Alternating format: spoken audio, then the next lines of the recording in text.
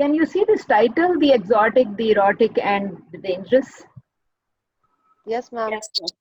Okay, good. So it means we have actually, I have successfully shared screen.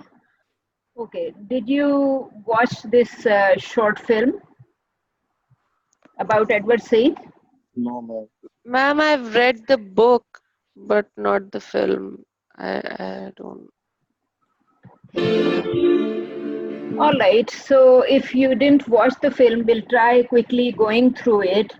And if I don't know if you will get good signal if I start, showing it to you right now, but we can certainly see parts of it. Okay, let's see what it says. So just try to see the images that are included in this video, and also try to understand what Edward Said is saying. So did anyone watch it at all? Um, okay, I would suggest that try seeing and try understanding what they are saying in terms of Orientalism, right? So this is something that has existed for over 200 years now, because it may have existed longer, but Said is talking about uh, artworks or paintings or sculptures and a few different things that were produced over last 200 years, and he thinks that he sees Orientalism in art and literature of past 200 years. So this is the same thing that he found in films, and he created this theory of Orientalism. I would say about half a century ago. And as I said, that feminism and Orientalism and all these things were uh, very popular about half a century ago in 1960s and after. Okay, let's see what he's saying here.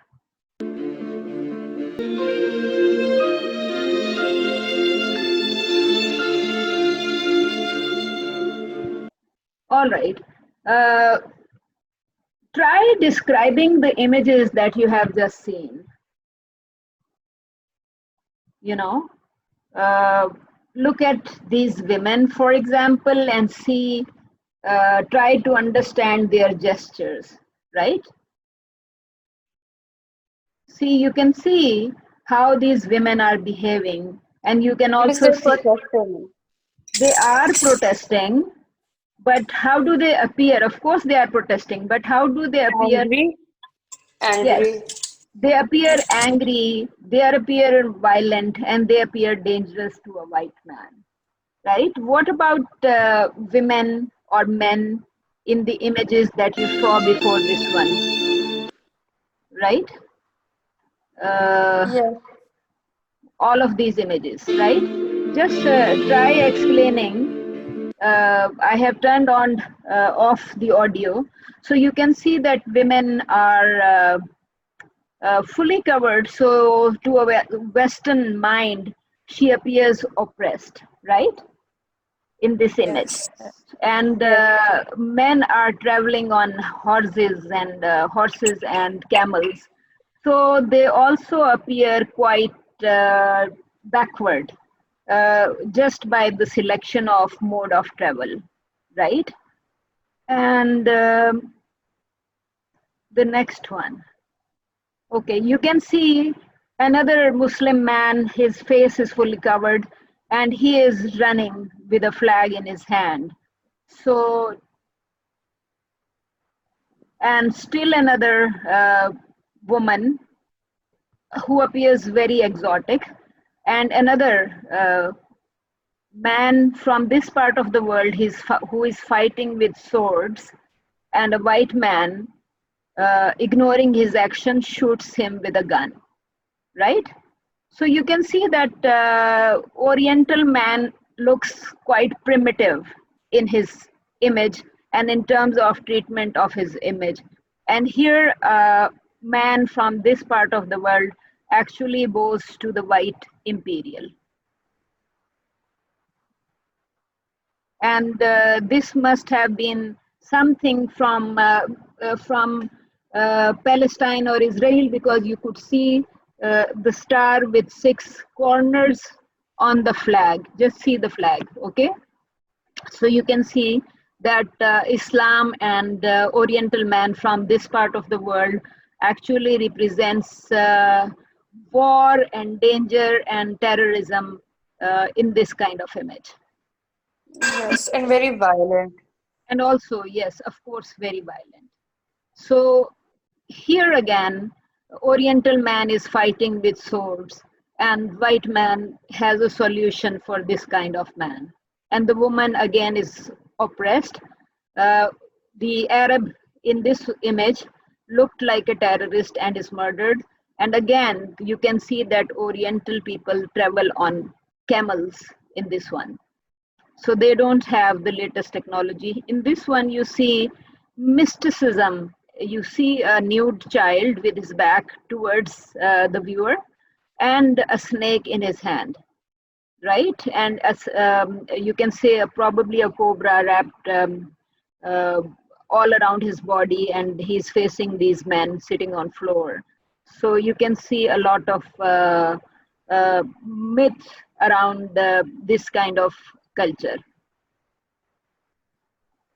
Again, a terrorist and white man being the savior, and then Saddam Hussein being from this part of the world, is somebody who posed a larger threat to white nations, and Khomeini from Iran. So both Iran and Iraq did appear as threat to Western nations for a very long time. I would say for last 40 years.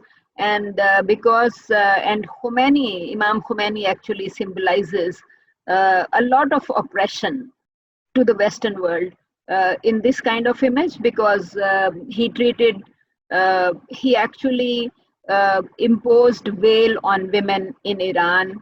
And during his period, he also announced death sentence for Salman Rushdie for publishing satanic verses, and a lot of other content that he thought that freedom of expression does not mean that you start hurting emotions of people of Muslim world. So he thought that uh, Salman Rushdie should be murdered, and Iran did announce at the time that whoever kills Salman Rushdie would be given a political asylum in Iran, and also Iran will take care of the person in future. So after making this kind of announcement, you could see that Muslim world or people from this part of the world appeared barbaric and oppressive for women.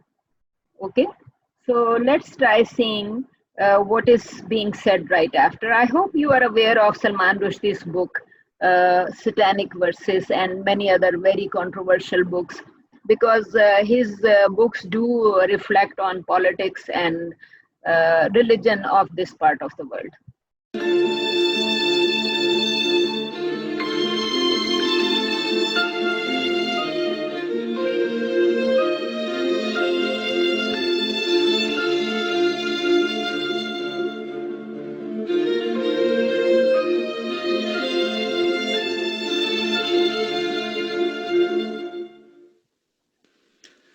When future scholars take a look back at the intellectual history of the last quarter of the 20th century, the work of Professor Edward Said of Columbia University will be identified as very important and influential. In particular, Said's 1978 book, Orientalism, will be regarded as profoundly significant. Orientalism revolutionized the study of the Middle East and helped to create and shape entire new fields of study, such as postcolonial theory, as well as influencing disciplines as diverse as English, history, anthropology, political science, and cultural studies. The book has now been translated into 26 languages and is required reading at many universities and colleges. It is also one of the most controversial scholarly books of the last 30 years, sparking intense debate and disagreement. Orientalism tries to answer the question of why, when we think of the Middle East, for example, we have a preconceived notion of what kind of people live there, what they believe, how they act, even though we may never have been there or indeed even met anyone from there. More generally, Orientalism asks, How do we come to understand people, strangers, who look different to us by virtue of the color of their skin? The central argument of Orientalism is that the way we acquire this knowledge is not innocent or objective, but the end result of a process that reflects certain interests. That is, it is highly motivated. Specifically, Said argues that the way the West, Europe and the US, looks at the countries and peoples of the Middle East is through a lens that distorts the actual reality of those places and those people. He calls this lens through which we view that part of the world Orientalism, a framework that we use to understand the unfamiliar and the strange, to make the peoples of the Middle East appear different and threatening. Professor Said's contribution to how we understand this general process of what we could call stereotyping has been immense. The aim of this program is to explore these issues through an interview with him. He starts by discussing the context within which he conceived Orientalism. Well, my interest in Orientalism began for two reasons. One was an immediate thing, that is to say, the Arab-Israeli War of 1973, which had been preceded by a lot of images and discussions in the media and the popular press, about how the Arabs are cowardly and they don't know how to fight and they're, always going to be beaten because they're not modern. And then everybody was very surprised when the Egyptian army crossed the canal in early October of 1973 and demonstrated that, like anybody else, they could fight. So that was one immediate impulse. And the second one, which has a much longer history in my own life, was the constant sort of disparity I felt between what my experience of being an Arab was and the representations of that one saw in art. I mean, I'm talking about very great artists, like Delacroix and Ingres and Jérôme and people like that, novelists who wrote about the Orient, like Disraeli or Flaubert. And the fact that those representations of the Orient had very little to do with what I knew about my own background in life. So I decided to write the history of that.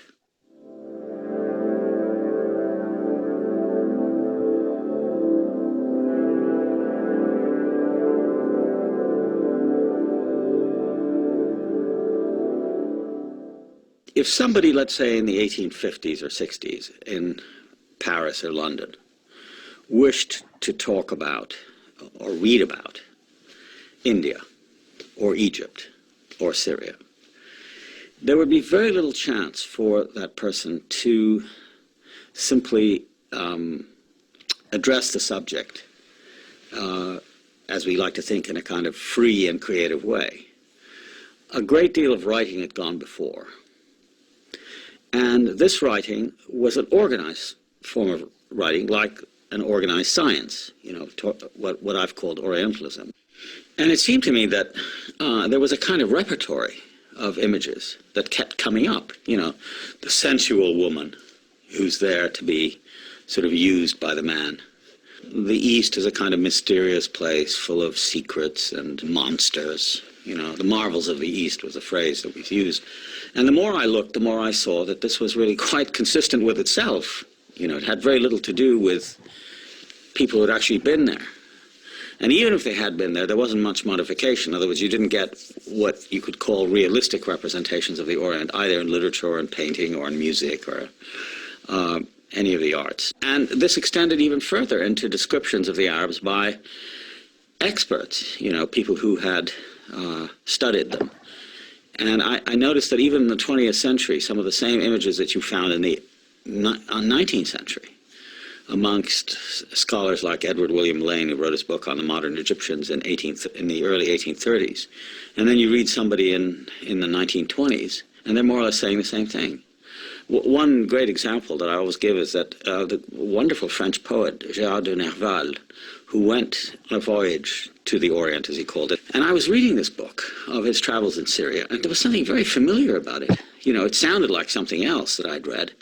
And then I realized that what he was doing almost unconsciously was quoting Lane on the Egyptians, on the theory that the Orientals are all the same, no matter where you find them. I mean, if it's in India or in Syria or in Egypt, it's basically the same essence.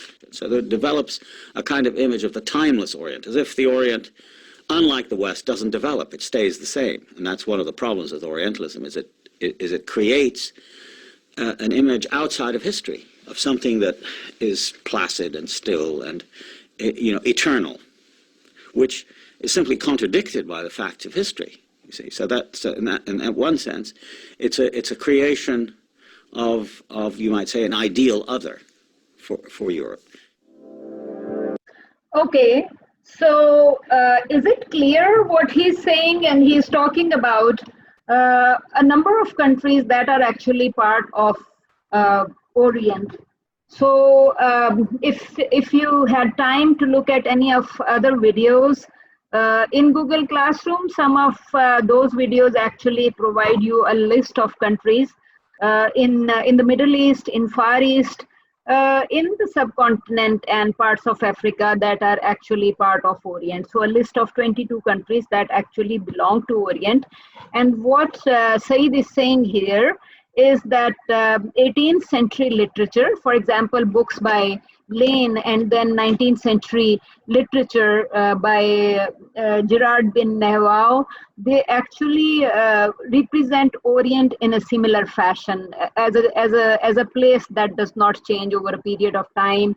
And he feels that these images that these books actually mention, they are actually consistent with themselves. For example, they do not represent men changing over a period of time or men changing with the kind of place they lived in. So no matter where they lived in the Orient, they were all the same. For example, these three people would actually represent one face for the West. And at the same time, he's saying that no matter if they were paintings by great painters of the time, these paintings actually represented women from this part of the world as exotic or oppressed or sensual, and they represented men as barbaric. And these images, to the Western thought or Western mind, these images were quite consistent over a period of 200 years, and these images were quite different from the images a native had about his birthplace. For example, he says he himself, Edward Said himself, knew his country differently, but Orientalism in past books and paintings did show it was very consistent, and it was not the same that an Oriental man knew himself about his country or about his birthplace.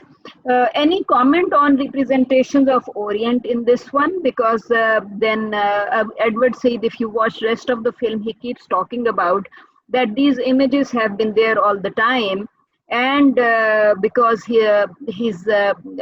this Orient is considered barbaric and oppressive and exotic. So if there is a disturbance in this part of the world, for example, in case of Oklahoma disaster back in 1995 and other wars, it was thought that, like media has been calling him to get his opinion about the war or about the situation. And they thought that it's because of the people are barbaric, the people who live in this part of the world. There is another video here.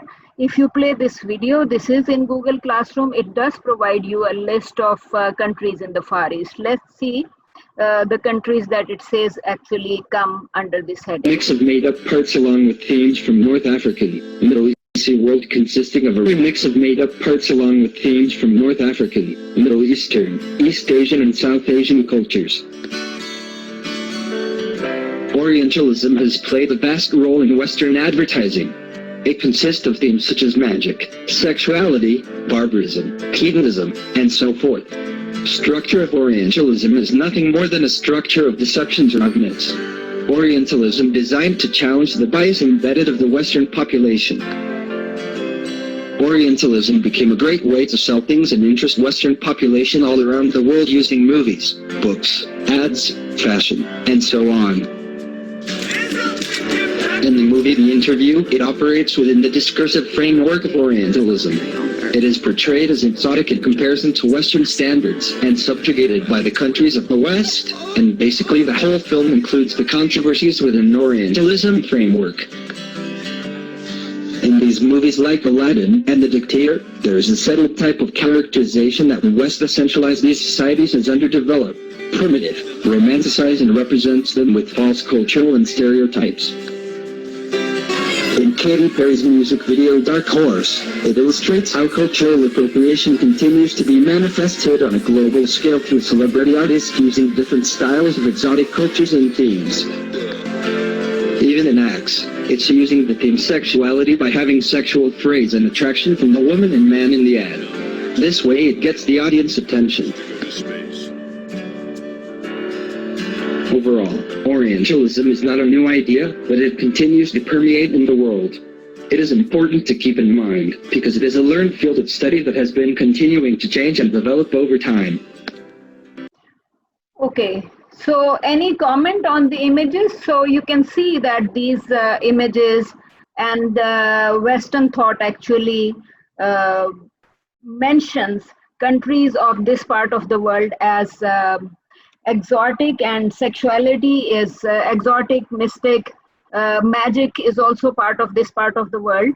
So they do represent people from here in one way, all the way through history. So this video is also there in Google Classroom in case anyone of you wishes to watch it. Okay, I think this one was the second video there. In this one where we were watching Said's interview, he said the word that is used is marvels of the East. But when you actually try to dissect this word marvel of the East, you will come across this kind of images. So basically the word marvel is a sugar coating kind of thing that does present Orient as barbaric and oppressive, but marvel probably seems to imply something better or something good. Okay, so let's see a little bit more of this video, and then we go back to Yasmin Javani's article. The repertory of images that kept coming up, the sensual woman, the least and all realistic. Any of the experts, the 20th among the 18th thing,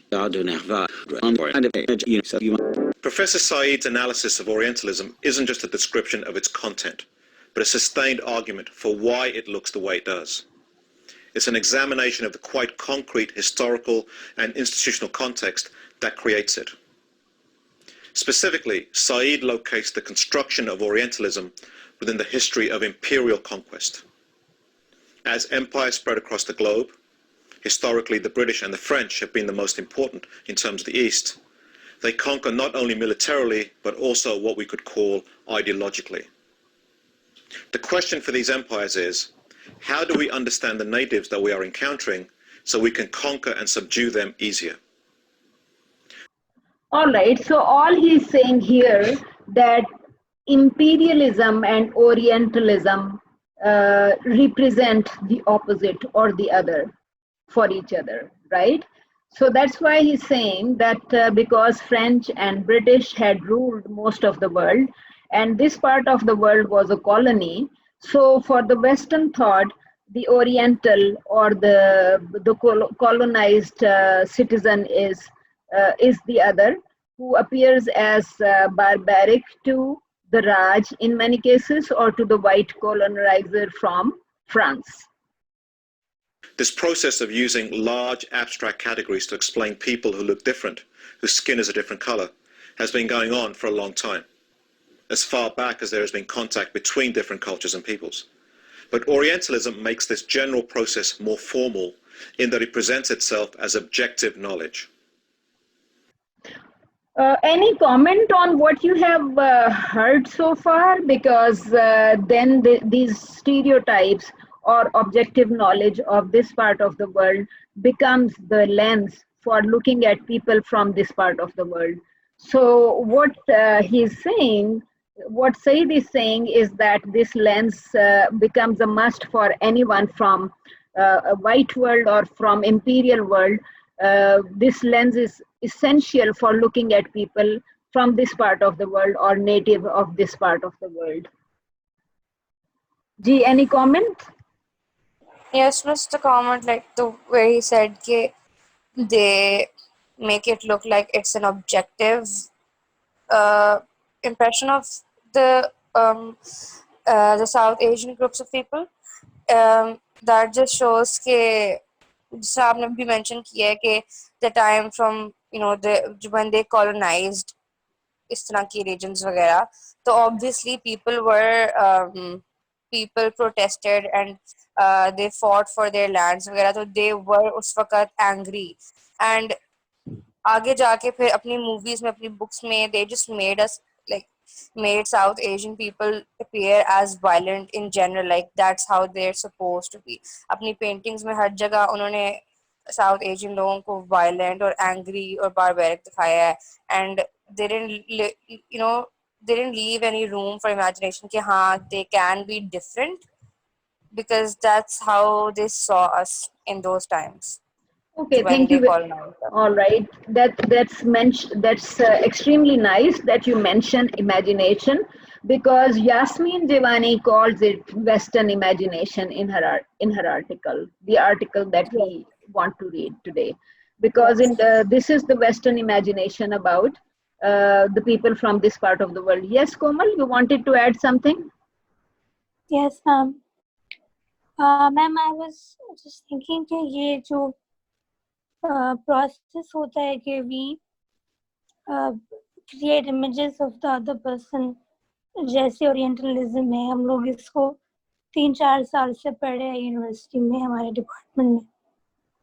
तो I was just thinking कि ये हमारी तरफ से भी तो होता था कि we had images of the people in the West, कि उनका ड्रेस कैसे होगा या फिर वो सोचते कैसे होंगे. सिर्फ ये मुझे ऐड करना था कि भी थोड़ी सी कंफ्यूजन हो जाती है. ये दोनों वे में. Yes, it applies both ways, but the only difference is that that Hollywood cinema is part of white imperialism, because Hollywood imperializes the rest of the world, or cinemas of the rest of the world. Until before, we had digital filmmaking, which means right now each one of us can make something and actually upload on YouTube, right? But this was not the case until a few decades back, right? And you can say that digital age actually broke monopoly of the Hollywood cinema, because Hollywood cinema was as imperial as was white man. And in most countries, Hollywood cinema was considered, to be part of national cinemas, because in Pakistan we have been banning, for example, Indian film for a very long time. We are never comfortable allowing Indian cinema to become part of our cinemas, because national cinema is quite often monolithic, which means that national cinema would try to promote certain type of ideologies in terms of nationalism or in terms of family.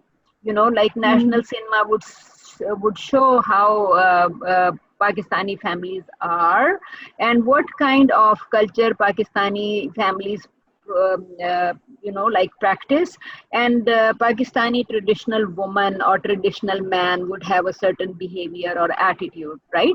So that's why I'm saying that national cinemas are often monolithic in terms of ideologies, and cinemas of other part of the world actually try to break these monolithic processes of national cinemas. Gee, I think somebody wants to say something. You can add. Miss, can I add something? I think No. Yes, two people have raised hands. I think add one after the other. Yes, please. Okay, तो miss I think I agree with Komal कि हमारे भी काफ़ी ज़्यादा impressions उनके होते हैं, like हमारे दिमाग में उनका एक इम्प्रेशन बना हुआ है वेस्ट का. लेकिन ऑल्सो आई थिंक कि हमारी जो मीडिया होती है, हमारे जो मूवीज़ वगैरह होती हैं, हम उसमें इतना वेस्ट को रिप्रेजेंट नहीं करते. यूजली हमारी अपनी ही स्टोरीज होती हैं, हमारी अपनी फैमिली के जो जो कल्चरल एस्पेक्ट्स हैं उनको हम शो कर रहे होते हैं अपने ड्रामाज में. लेकिन मैंने ये वेस्ट वाली मूवीज में काफी ज्यादा देखा है कि दे use our people as representation of certain concepts. Like they would use a Muslim woman to show oppression. के हमेशा मैंने usually ये देखा है कि movies में, Hollywood movies में सुना होता है कि एक लड़की ने हिजाब पहना हुआ है तो वो दिखाएंगे कि अच्छा उसकी एक स्टोरी है कि she is oppressed, she feels oppressed. And उसके अलावा वो टेररिज्म को रिप्रेजेंट करने के लिए वो किसी इस तरह लाइक अफगानिस्तान वाले एरिया में या फिर मुस्लिम लोगों को दिखा देंगे. तो वो they use us as tools to basically represent certain concepts which I don't think we do. I mean, हाँ मे बी थोड़ा सा स्लाइटली, लेकिन वो काफी एक्सप्लिसिटली वो कभी कभार कर देते हैं, which I think shows के मतलब basically that just shows कि they have more power over this whole concept, you know, के representing certain group of people in a certain way. All right. Miss So, अगर थोड़ा सा Miss, एक बात. can I, Komal, sorry, I really want to add It's something. okay, please. Can I please? Thank you.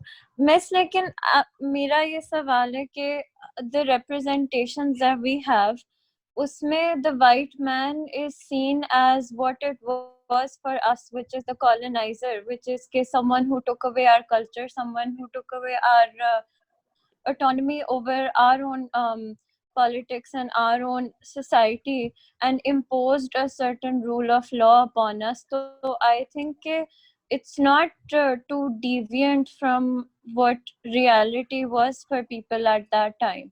And like जो थोड़ी बहुत representations white man की निकली हैं, फिर वो भी is a product of the Oriental image that they've created in media, which is their presentations in a certain manner. And even like a long while ago, there were very few movies being made जिनमें the American or the white man was being challenged as the colonizer. For example, like I think like movies like Lagan did that.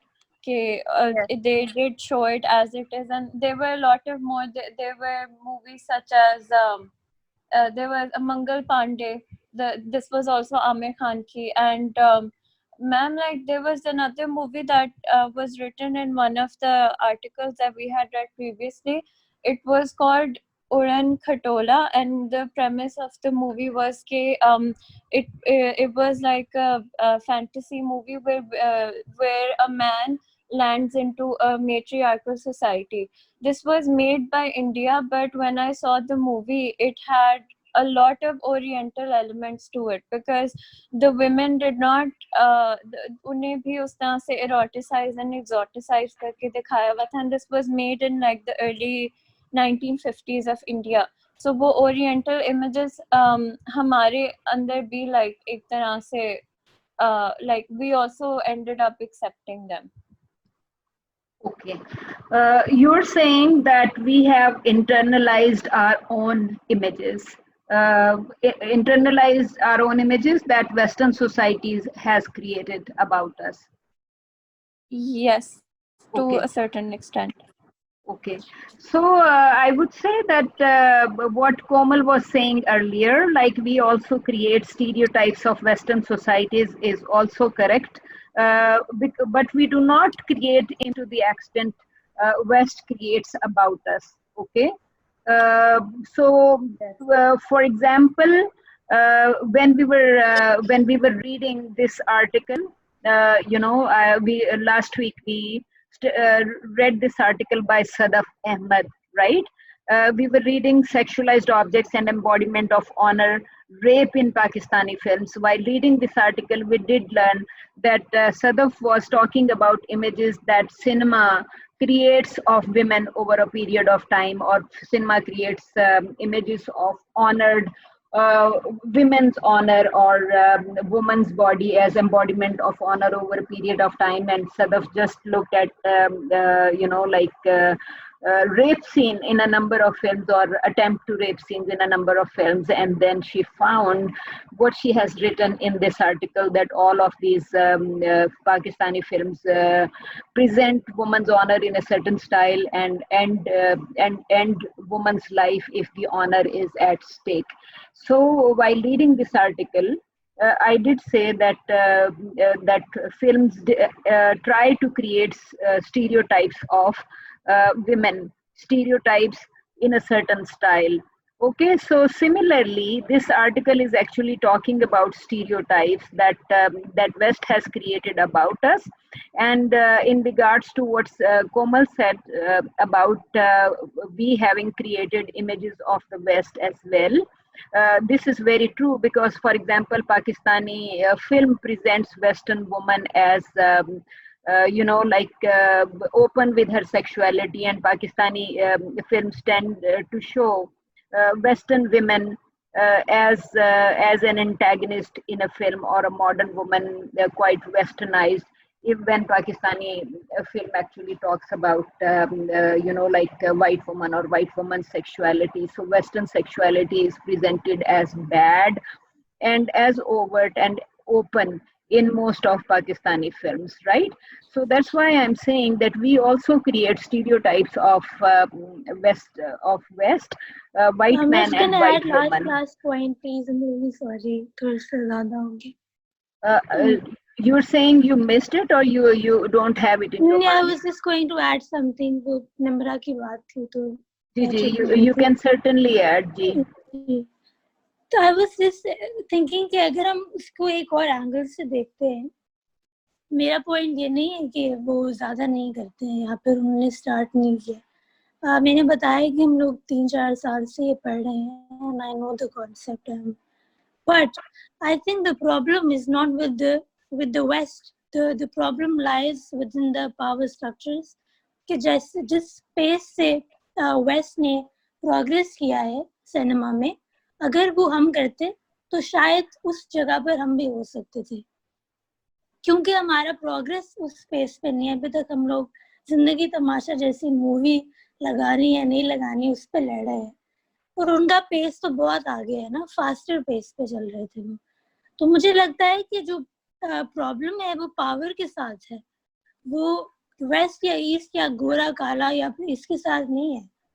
मैं सिर्फ ये कह रही थी, बाकी I totally agree with everyone.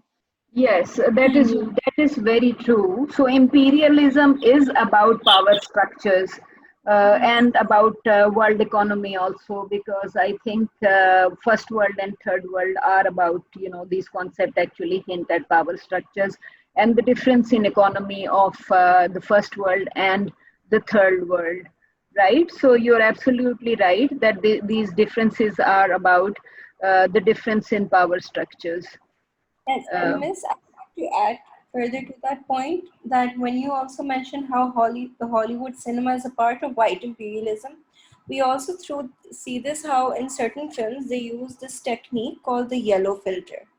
So it's sort of a yellow gaze where the whole image showing countries, particularly Southeast and South Asian countries, are doused in a yellow filter to make it look more unhealthy and to further give in to the stereotypes that they have regarding the East. So they use such, and they do this mainly when they're filming in places like Bangladesh, India, Pakistan, and Mexico. This is also to further show and correlate not only with their GDP, but also to show the West racism through Hollywood media. So this is an actual technical term they teach and also film their films with. Okay. Hello. All right, sure.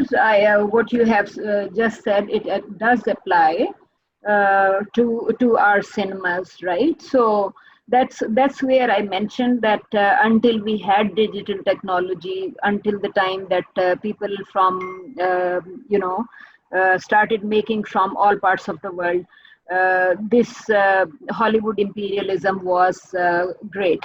And right now we can see that Hollywood is reaching our homes through Netflix, right? Because right now everybody can get this Netflix collection for, I think, as low as 1,500 rupees per month in Pakistan, which would be less than $10. So this way not only white, you can see that Netflix has brought not only Hollywood films to our homes, but it is also producing content of countries. For example, Netflix would sponsor a series in Pakistan or in other parts of the world. So you can see that imperialism is right now molding. And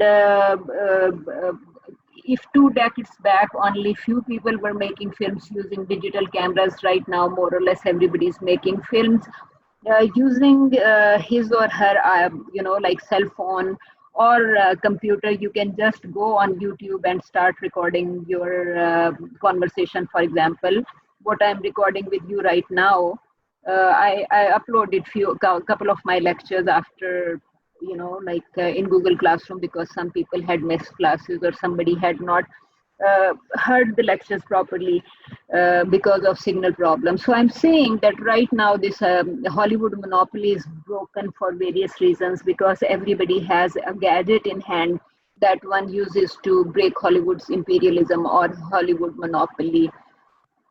And it's absolutely correct what all of you have added about imperialism just now. I think the people who have been reading it quite often are you guys from DLA, because I believe this is part of DLA discussions and courses quite often. Or did psychology people also read about it before? Ma'am, some of us read it in a DLA course. All right. All right, that's what I thought, that DLA would definitely cover it, and history students also have. I think they have been reading it about it, because what Saeed is saying actually reflects on history very, very strongly, and he's talking about history that has been consistent and seen in literary thought over 200 years and in paintings over 200 years, because film was not there 200 years ago. Film is, right now, film is about a century and a quarter old, right? So we can see that whatever was there in art and literature actually translated into film. Okay. So if we keep looking at the film, it will be hard for us to complete the article. So I think we can go back to this film during the discussion as as and when needed. Okay, now let's try reading this article. It says the exotic, the erotic, and the dangerous South Asian woman in popular film.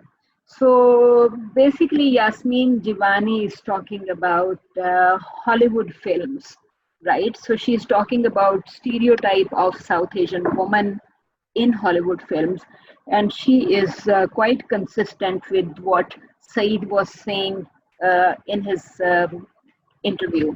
Okay, and definitely, as you have read some literature on Orientalism before, you can also see that this is quite consistent with what has been said earlier. So Yasmin Jivani actually has divided this article into a number of subheadings. For example, she's talking about images of South Asian in Western popular thought. So it does mean that she is, in this particular paragraph, she's not just talking about the Hollywood film, but she's just talking about image of South Asian in the Western thought, which will be in any form of literature. After that, she talks about South Asian in British literary thought. So you can see that from this heading on the top left, images of South Asian in Western popular thought, she is cutting down to South Asian in British literary thought, and after that she comes to from print to celluloid. So she's just saying that how these images actually became part of the celluloid or film over a period of time. And then she discusses the stereotypes of contemporary stereotypes of South Asians in Hollywood films, and also not just Hollywood films, but also a few different programs from British TV or TV series, etc. And then she talks about oppositions, hierarchies, and ambivalences related to these images, in the film or media content over a period of time. So if you look at this first paragraph by Yasmin Giovanni on top left, she is primarily looking at two things. For example, she says that this is a short paper, as I said before, and it's particularly focusing on images of women in Hollywood films. So she's saying that this paper actually demonstrates how these images have been used to justify colonial domination, which means that she's referring to the times when we were a colony, for example, right? So she just means that though British have left or though colonies have ended, the colonial domination continues in the form of these images because they provided justification to the white man or to the Western world to colonize us in the past, and this domination continues in the form of films. And then he says that how these images rework power inequalities into symbolic oppositions, because when we talk about these stereotypes or we internalize the stereotypes of South Asians created by Hollywood cinema or Western cinema, we actually again launch us into this power structure or inequality, which serves as the symbolic opposition. So she's just referring to semiotics or symbolism that is used for decoding images in the films. Okay, so she's saying that if you look at past films, literature, and cultural productions of any kind, you would see that these images have been forced and reinforced, over a period of time, and these representations are, they form prescriptive and descriptive values for the viewers.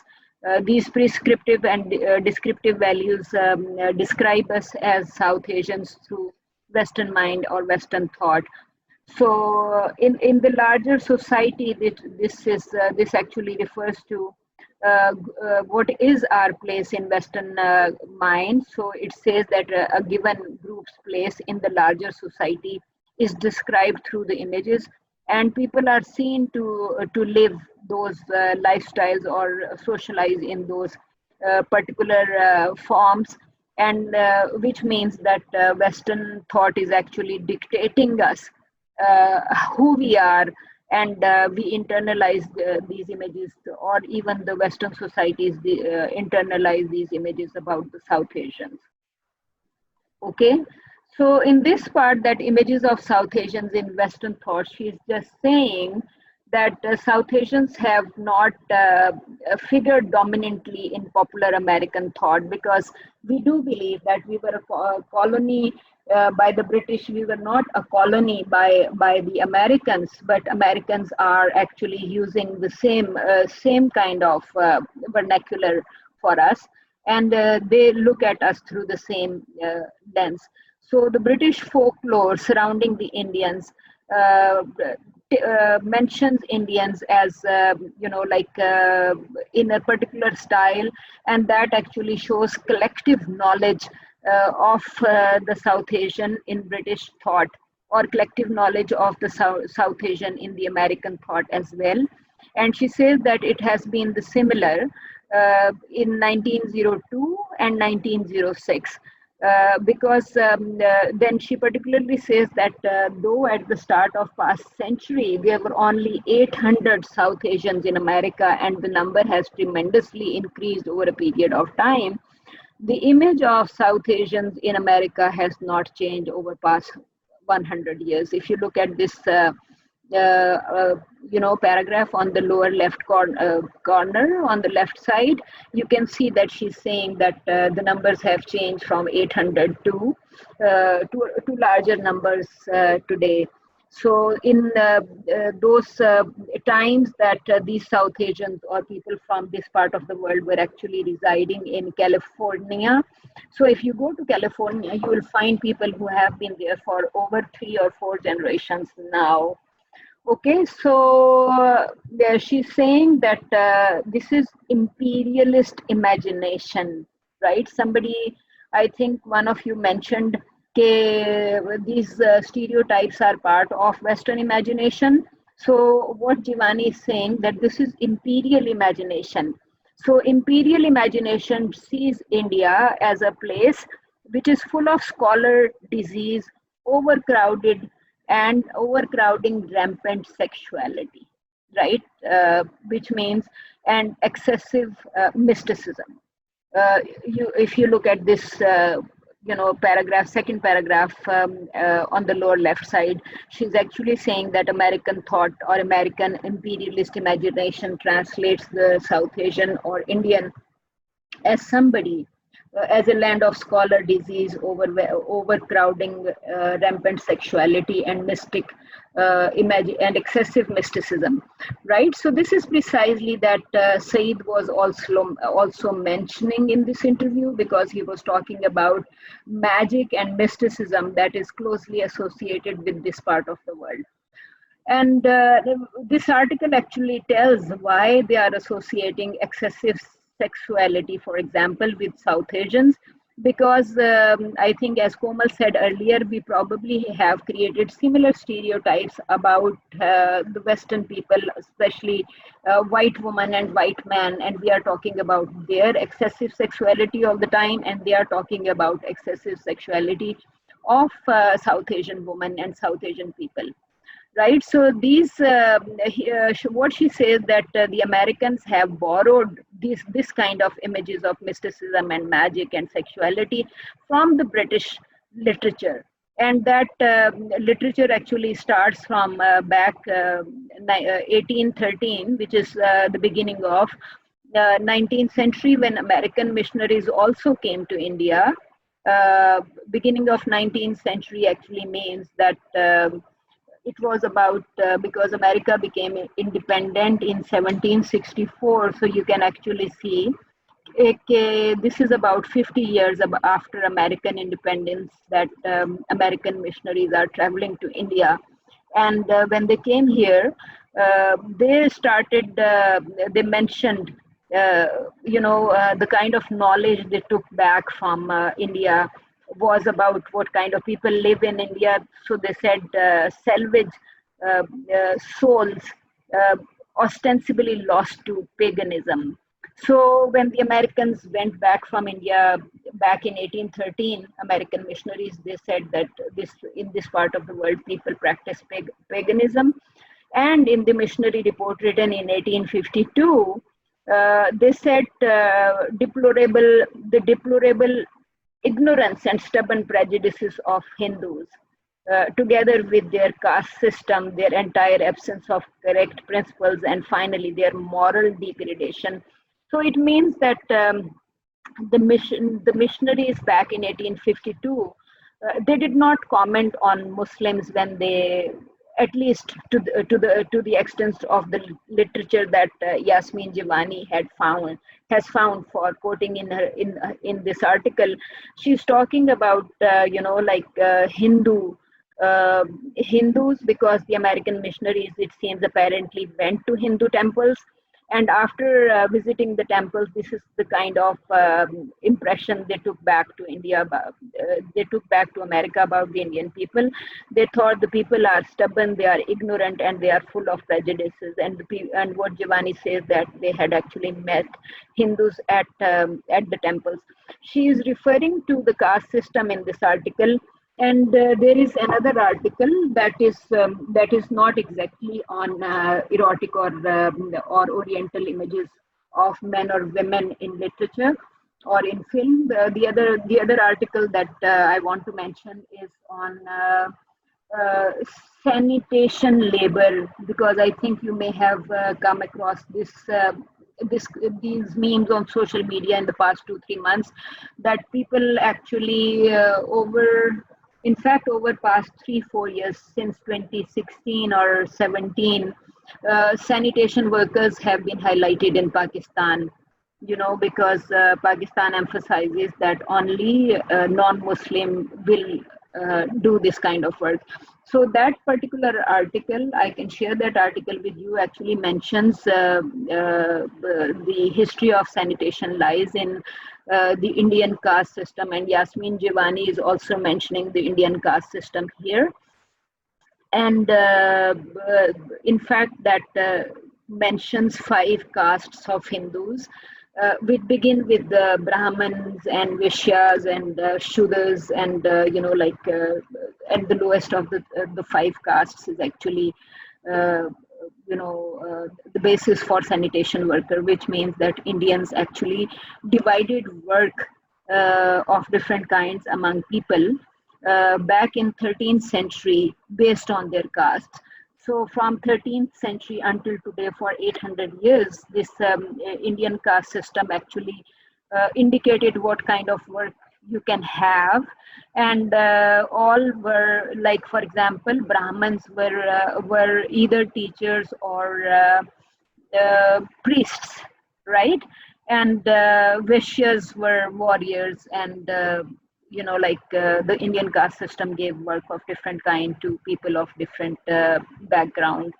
Okay, so what she's saying, that American missionaries said that these are the India shows moral degradation in many ways. Hindu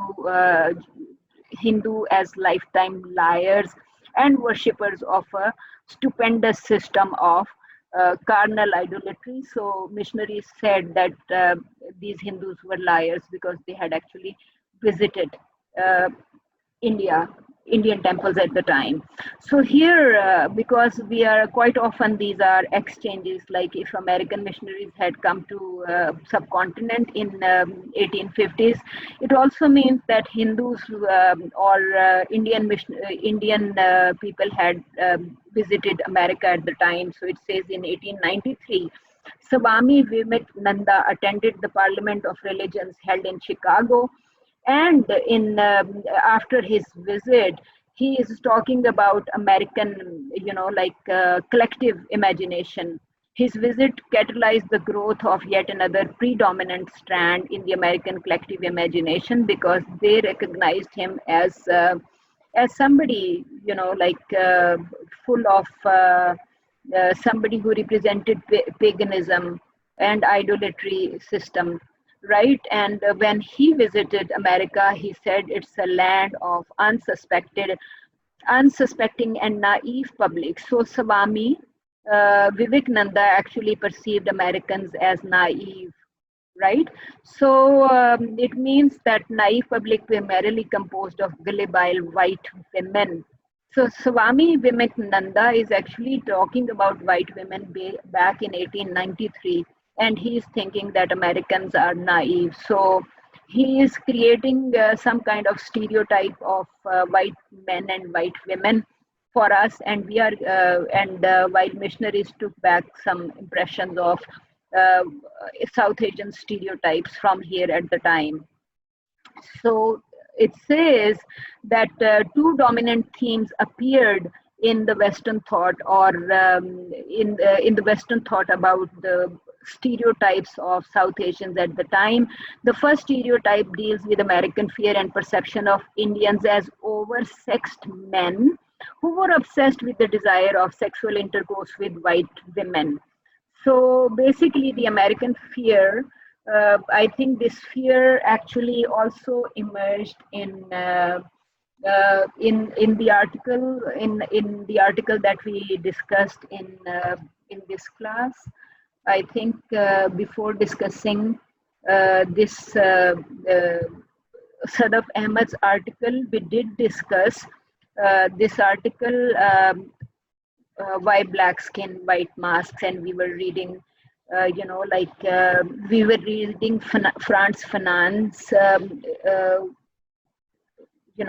black skin, white masks, and he said that white man had fear that how a black man or brown man would treat white woman because they were not sure that this barbaric man deserves uh, white woman, and he thought that he can't treat white women well.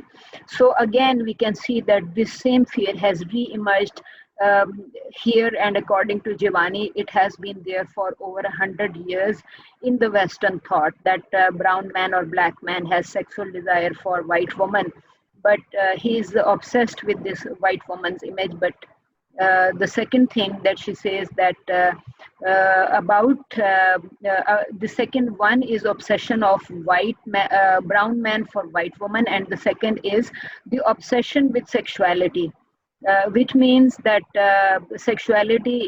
obsession with sexuality is an inherent part of Indian culture, and they explained it through large population that they have too many children, and the population is very big in this part of the world, and this is because of the obsession of brown man or Indian with sexuality. By Indian I mean people who live in India today or were living in Pakistan, uh, though there was no Pakistan at the time, but because he's talking about 19th century women and men, so we can say that the article is referring to rampant sexuality of South Asian men and women back in 19th century and 20th century, and they, as a proof, they use that they have abundance of children, and that is another reason that is another reason of their poverty. And also, they are saying that this obsession with sexuality was also seen in the images of temple prostitutes, which means that when this group of missionaries was visiting this part of the world and they visited temples, they actually found prostitutes in temples about 200 years ago, which is in 1850s. And it says that these images actually uh, show sexual, violent, disorderly, backward, mystical Indians, right? So you can see that all these images, disordered, backward, mystical, were associated with the South Asian back in 19th century, and these images became a consistent part of the British thought and the American thought about the South Asians over a period of time. So she says that images of South Asian women were significantly absent from those accounts. So from 19th century or 20th century, she says that less images of women are found, primarily because women were domesticated 200 years ago, and the men who were found in California back in 1902 and 1906 were there for work, right? So if 100 years ago or 120 years ago men were traveling to America or living in America, California, uh, they were working men, and women were not there for work. So that's why she's saying that images of women were missing from these accounts, except in missionary reports that allude debilitating effects of temple prostitution of women in India. So apart from the missionaries, nobody had mentioned women in the Western thought because of their domestication. Missionaries actually had a chance to interact with women, so missionaries did mention temple prostitutes in their reports uh, back in 1852 and after. Now she says that how British literary thought represents women from this part of the world. She's saying that majorly Kipling's writings, and that is again British imperialist accounts, because British we were a colony and British were colonizers. So accounts are actually imperialist. And in his work, Kipling actually mentions Indian woman as a doubly dangerous strain. Why? First, because she's dangerous by virtue of abundant fertility. These Indian women produce a lot of children, so they are dangerous because they are producing a lot of children. Why are they dangerous? Because they distract men, Indian men. Uh, and what did the colonizer want from Indian men?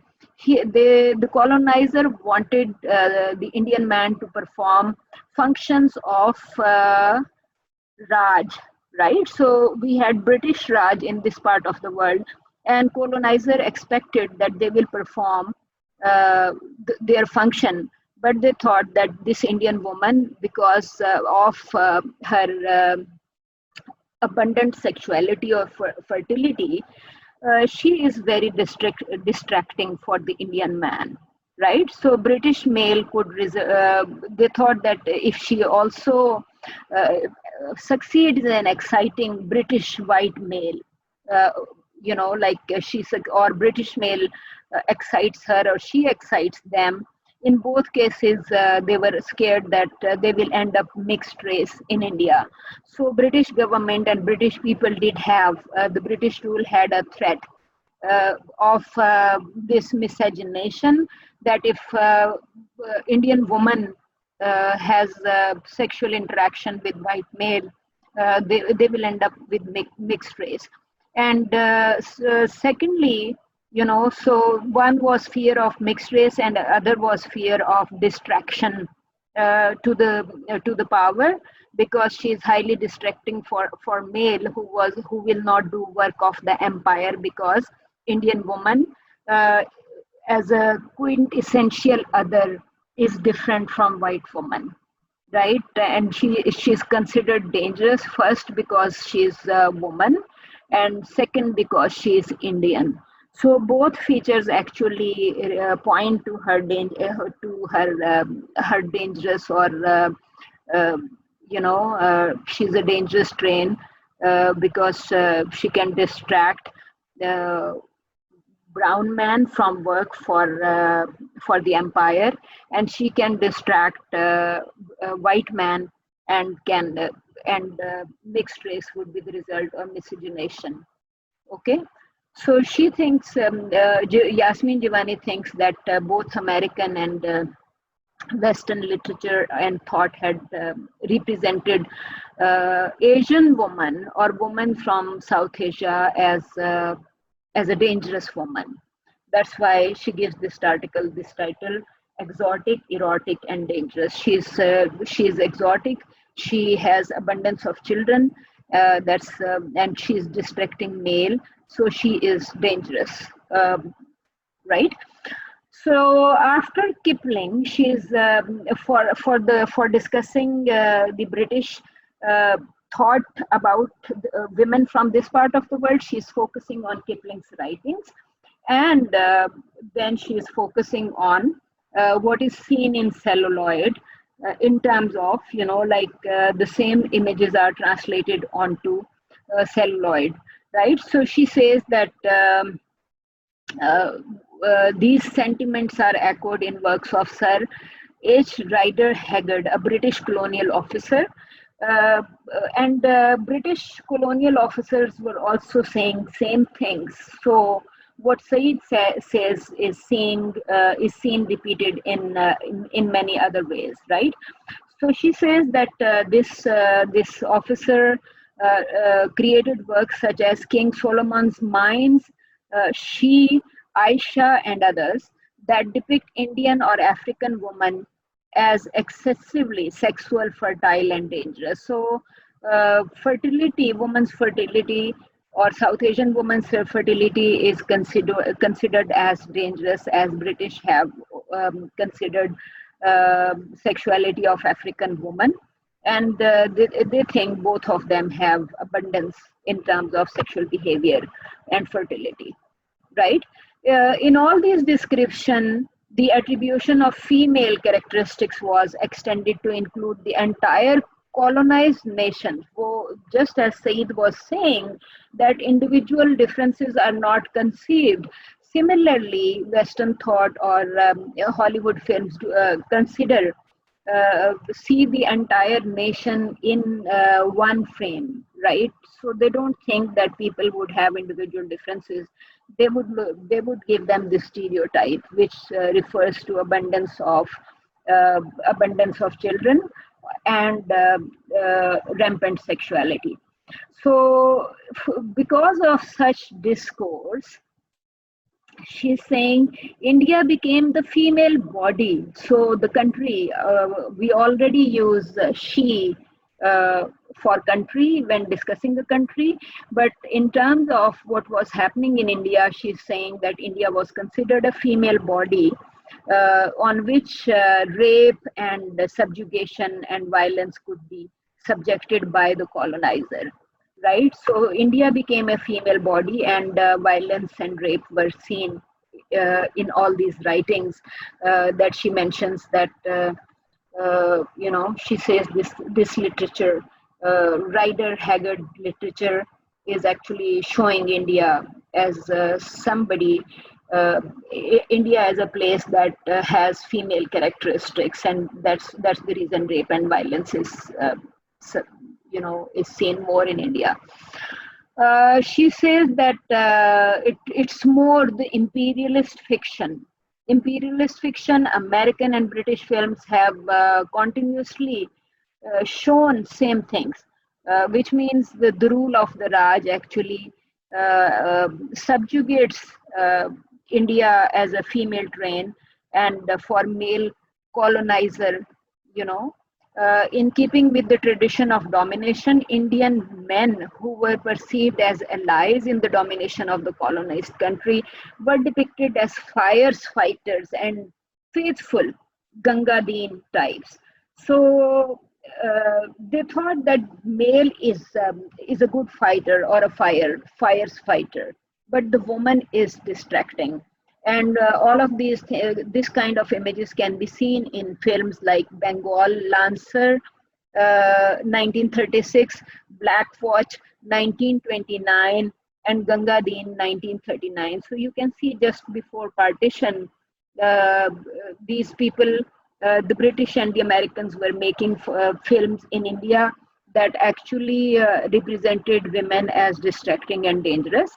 And this is a film. Son of India is by MGM, which is an American corporation, and Ranchipur is another American production that is showing men as allies of white. So brown man or man of the subcontinent actually was an ally for the British colony, while woman was distracting for the colony, and she caused failure of functions of the empire by distracting the white man and the brown man, right? So it does say that these films actually glorify British Raj, right? Glorification of the Raj is seen in the Far Pavilions, A Passage to India, Jewel in the Crown, and Heat and Dust, which means that these films actually show cultural discrimination as truth, right? So films, when they show cultural discrimination as truth, they actually make white man imperial, and when they represent the domination as truth, discrimination as truth, it means that the missionaries already said that these Hindus were liars.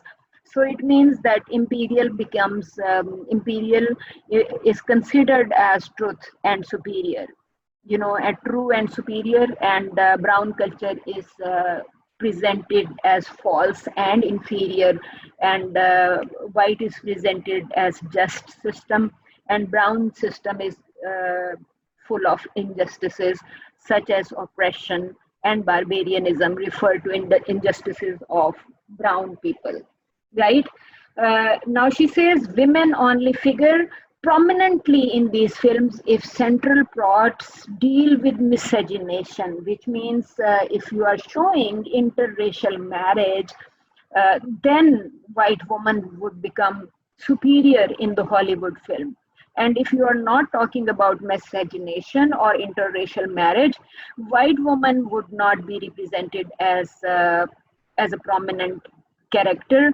She would remain as in not so prominent, oppressed character in the film, right? So all she's saying that these things actually uh, are same as these film themes actually present images that are very similar to images of women in Kipling's poems, right?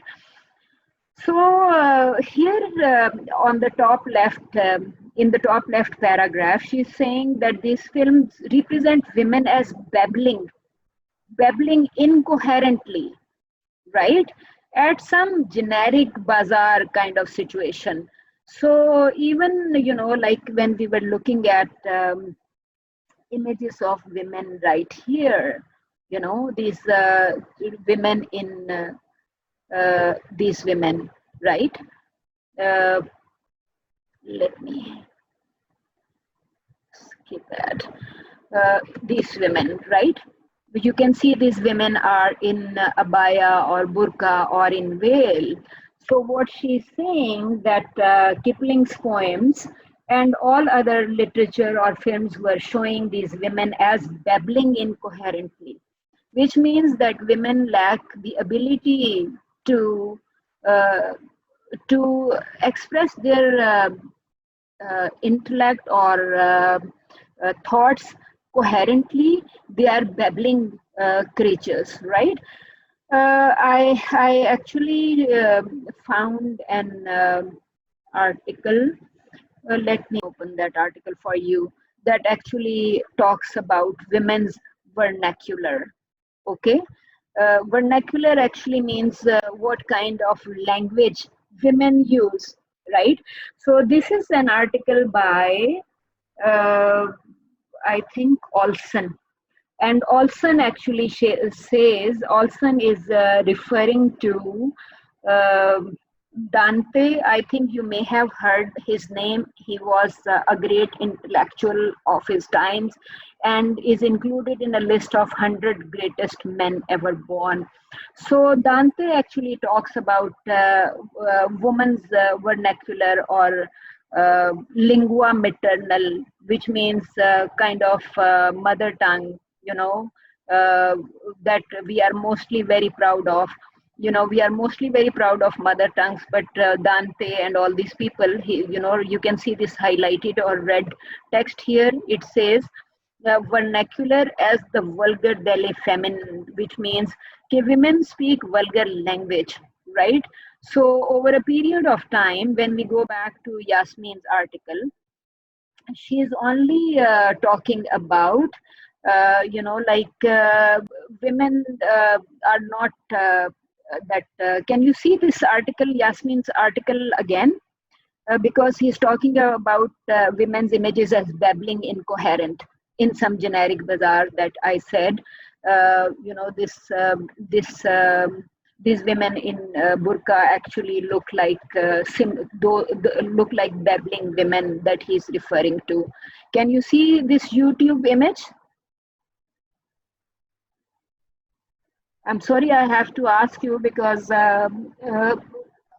Zoom does not allow you to select only, in Hangout. In Hangouts, you actually see images that I select, but in Zoom I have to select individually.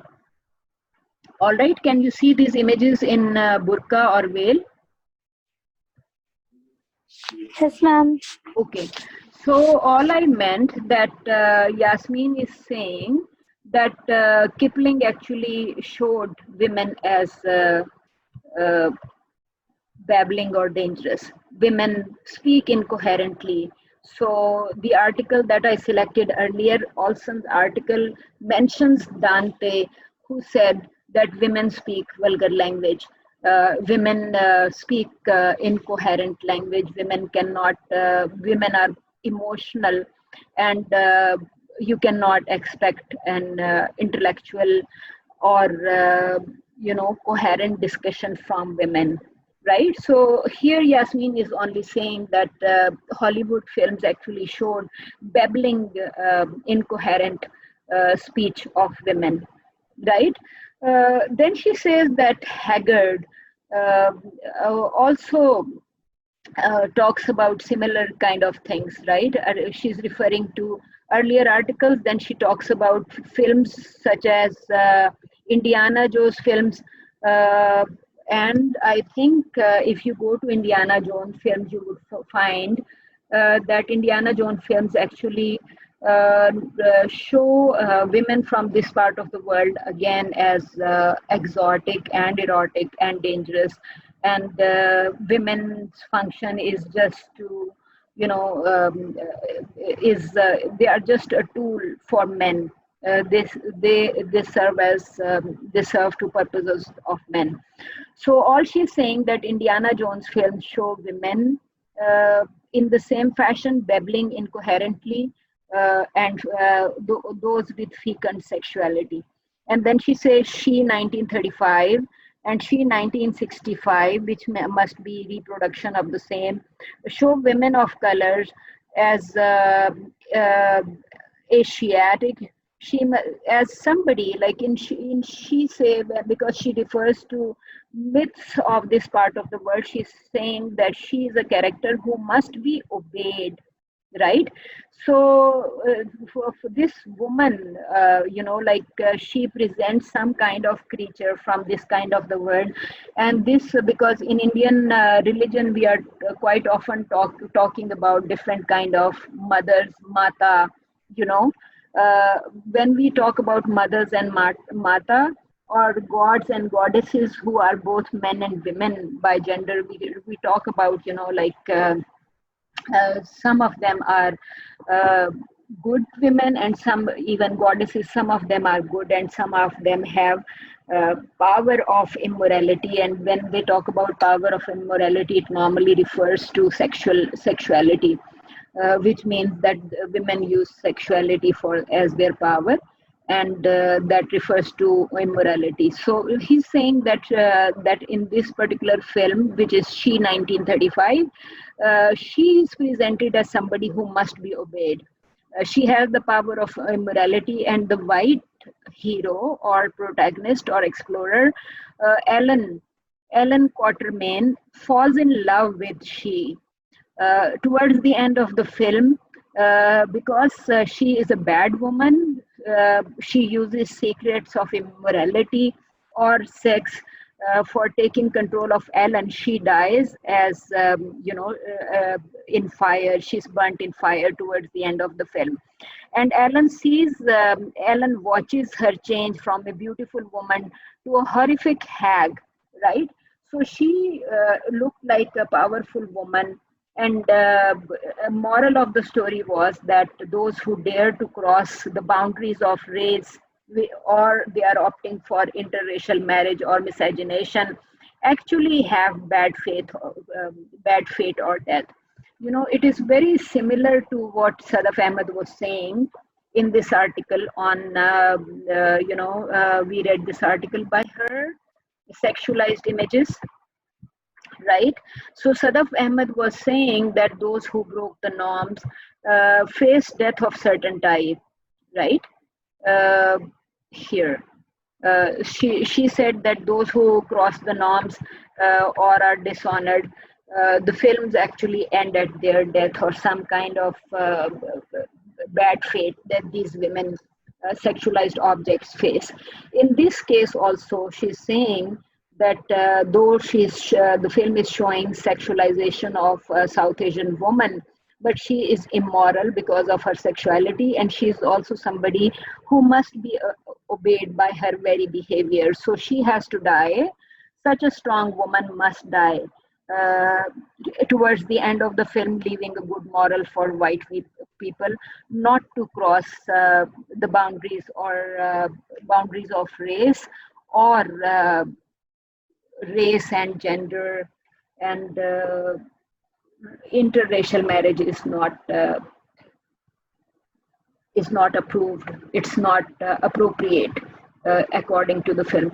This is a silent film here, and I think it would be interesting to see how this silent film presents white woman, because this is very different from the image of the brown woman from this part of the world. Let's see, please carefully see, because this is a silent film. You would only see dialogues appearing as text on screen. You would see that image disappears and a dialogue appears written on the screen. So just please see this.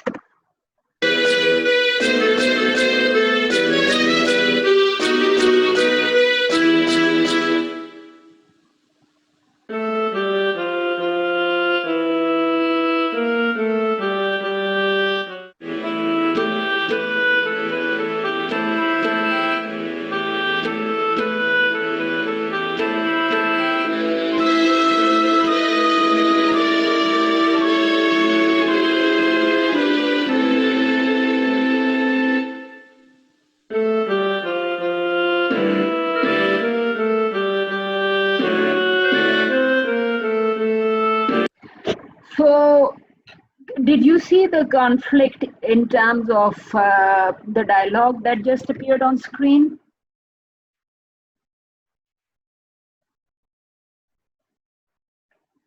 Did you notice it, or should I play it again? Miss, could you please say it again? Okay, just see what is happening here and what man says and what the woman says.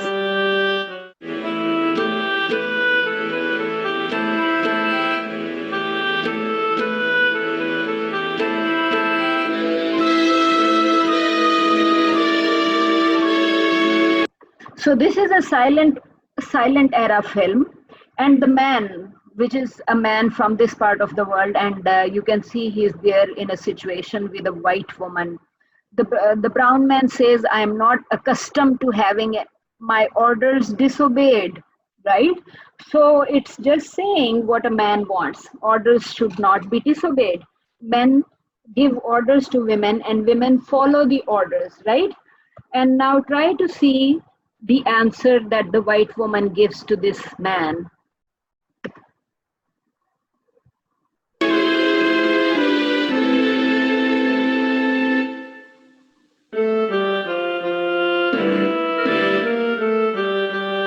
So the white woman says, I am not accustomed to obeying orders, right?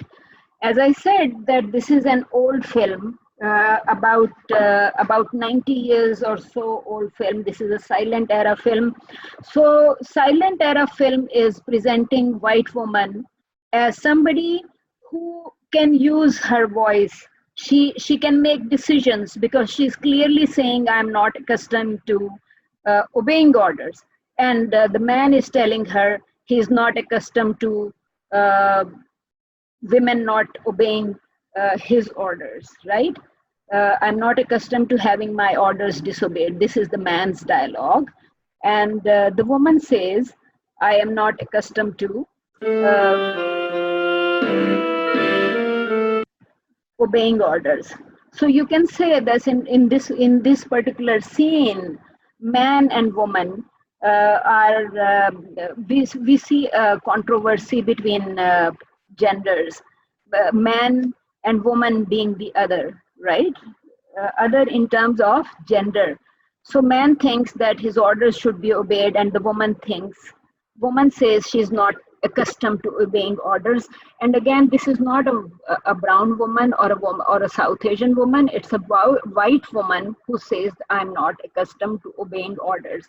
So you can say even 90 years ago, the Hollywood film is presenting white woman as somebody who can who can follow her wish, and she does not. She's not accustomed to obeying orders. Any comments?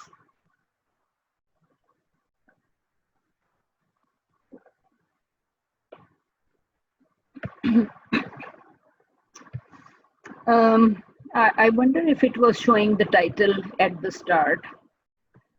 As I said, This is a silent era film. Let's see.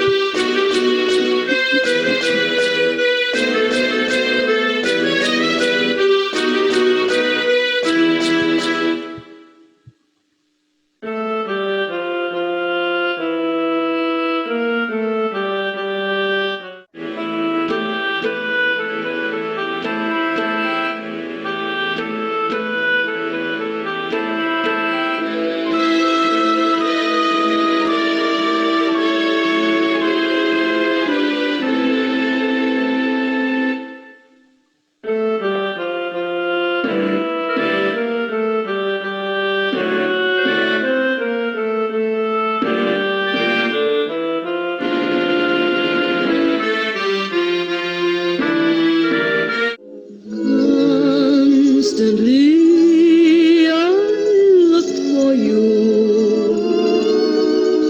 no day or two, but constantly.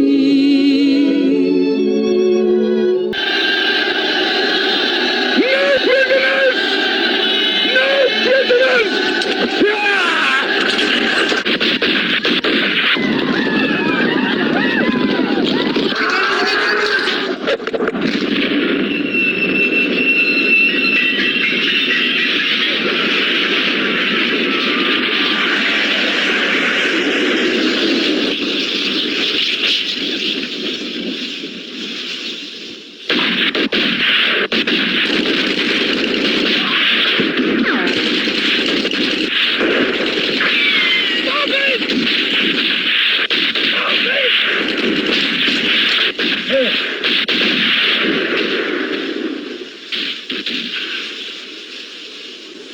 Come on, then! Right, so all these images are actually, you can see that people from this part of the world are inferior technology wise, backward. This is also what Said said in this interview, that uh, when they crossed Suez Canal back in 1970s, nobody from West was expecting they would actually cross the canal. At a later stage in the documentary, he does say that West, like for example, French entered Egypt, and they created knowledge of Egypt in every respect about the land, people, and culture. And all those books can be assimilated in 1 meter square area, and you can understand that there would be too many books in 1 meter square area. He says that that Egypt would be unable to produce similar knowledge about France, because they won't have the resources, they wouldn't have financial resources or even human resource for producing that kind of knowledge about a country from the West. So these things would also refer back to inequalities in power and imperialism and colonialism, uh, because they are different. So I was saying that these different articles actually show that women's vernacular or language is inferior, because women cannot make are emotional, and their language does not make sense, right? So um, and what Dante said was that uh, he said vulgar is the language of the woman. Like women speak vulgar language in terms of inconsistency, and and they are also very emotional, so you can't make sense of their speech. Okay, so he says that another film, which is a 1988 film, which means not very old, about 30 or so years old, the film is The Deceivers. It shows the Indian woman as exotic and dangerous again, because a colonial officer played by Pierce Brosnan, like for example, whatever scenes we were watching here just now, we could see that a colonial white officer was found in this kind of landscape, fighting the war for the British.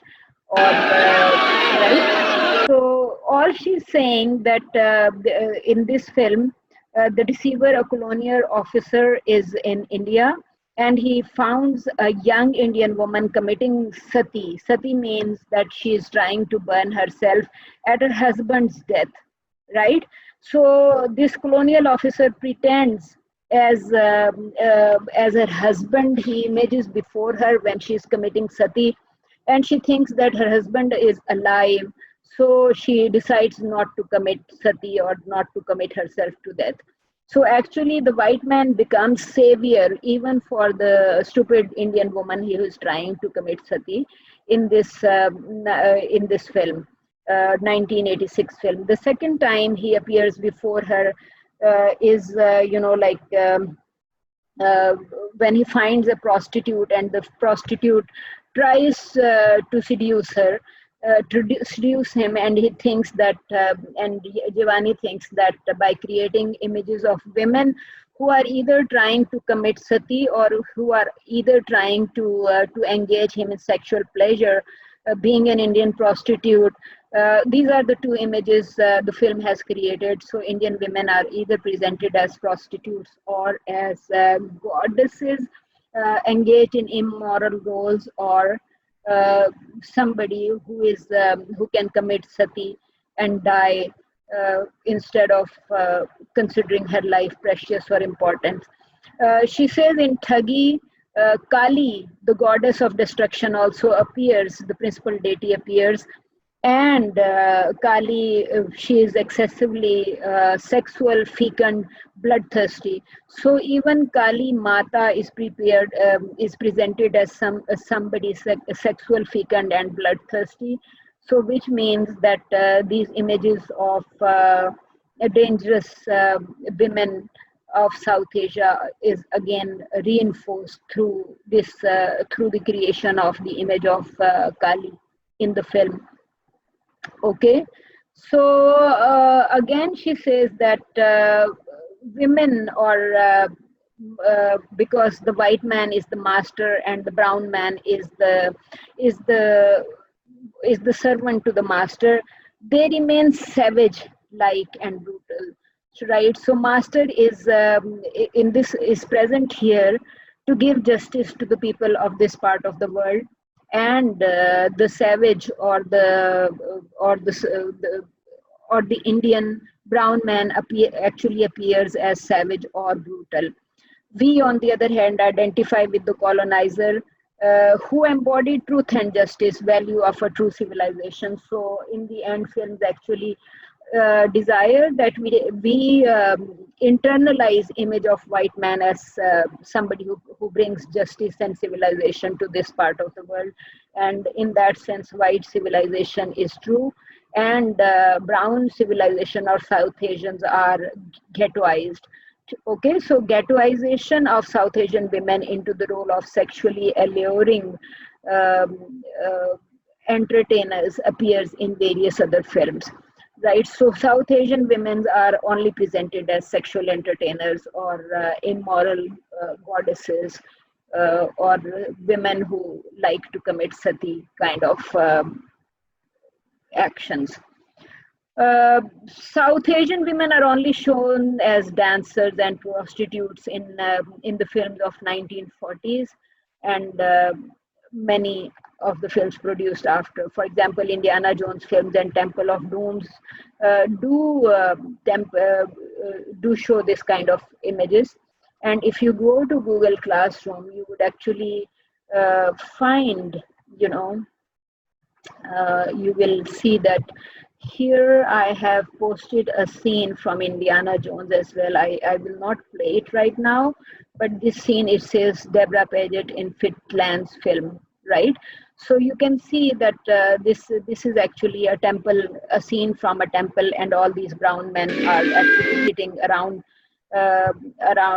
All these brown men are actually sitting there, and Deborah Paget actually appears in these costumes, but then she drops this costume and dances before the goddess, and you can see this huge image of goddess in the backdrop. So men appear actually very small.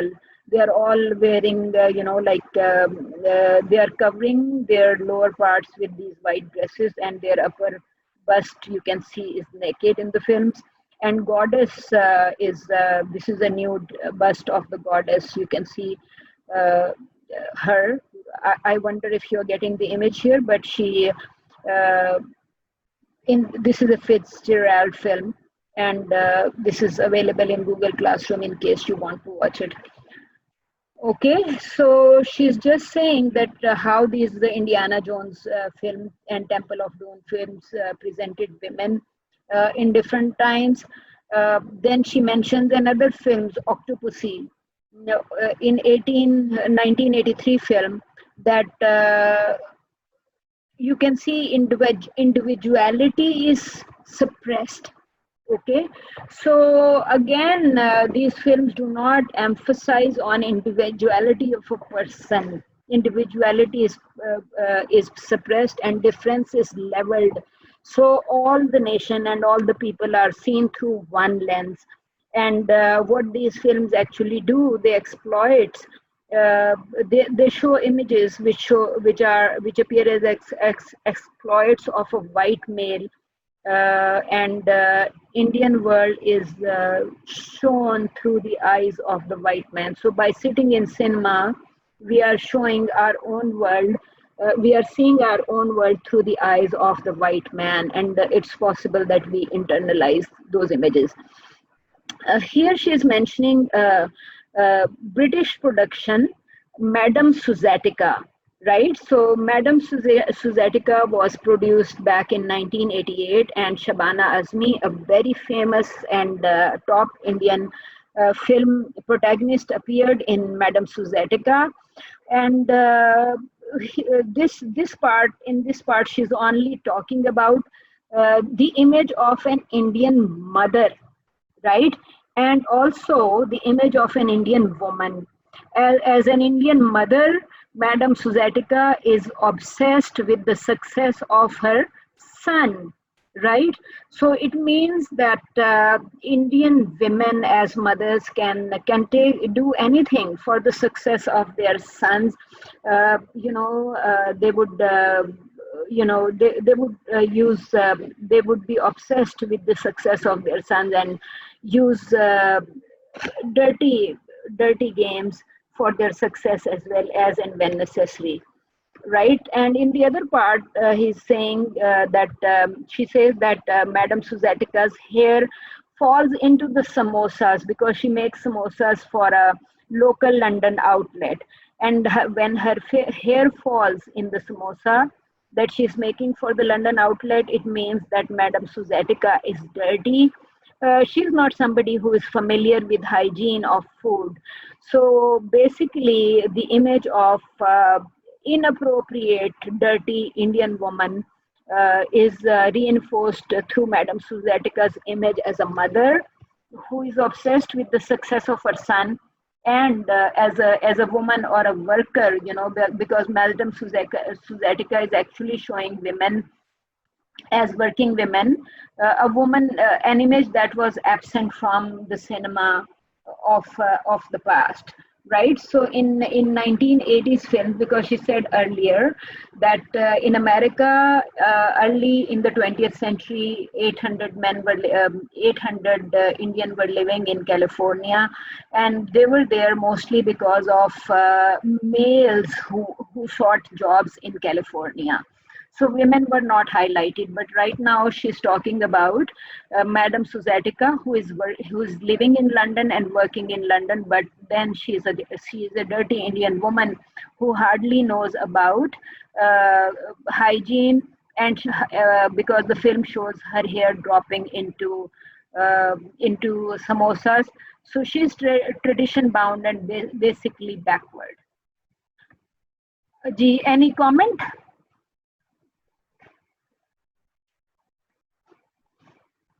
Okay. Here she is mentioning Star Trek. I wonder if you have watched any episodes of Star Trek. It is from 1970s, and Star Trek, despite being despite being a low budget production, became the super hit production of its times. And Star Trek, that's why the people from 1970s are called, children of 1970s are called Star Trek generations, right? For example, the children of the past couple of decades are considered IT savvy or internet generations. So similarly, 1970s children were Star Trek generations. So Star Trek was actually showing people who were very intelligent, and they were superior in terms of their knowledge of science. And if you're familiar, Star Trek actually featured people who were living in space. Okay, so in this story, there was a character Kambata from this part of the world, but this South Asian woman, the way the Star Trek presented the South Asian woman is quite complex, because they were showing her advanced by cutting her long hair, because Indian women are supposed to have long hair, but Star Trek showed Indian woman as somebody with short hair and scientifically superior. So she had advanced in many ways. You can say that woman's vernacular was changed in Kambata. But despite showing her as somebody, as part of scientific community, as part of space age, Star Trek presented this character obsessed with esoteric arts of sexuality, which means that this character Kambata was interested in something that, known as Kama Sutra in Indian culture, and despite being scientifically advanced in this production, and because which means that woman's vernacular was also changed in Star Trek generation. Despite showing her scientifically superior, the film showed her obsessed with sexuality, because she finds, obsessed means that the lost soul of the Voyager satellite, which means she is, her soul is irrelevant, and she likes performing Kama Sutra kind of acts, which shows her weakness, uh, despite having developed to so much an advanced form of women in uh, in Star Trek.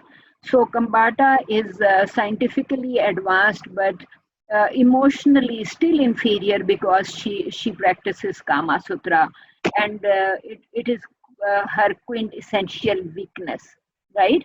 So it means, Giovanni says that Kambata becomes another piece of exotica, despite being scientifically superior in Star Trek, right?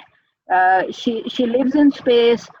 She is intelligent and mentally advanced form of woman, but because she belongs to India, she becomes a mere piece of exotica and practices something like Kama Sutra in Star Trek generation.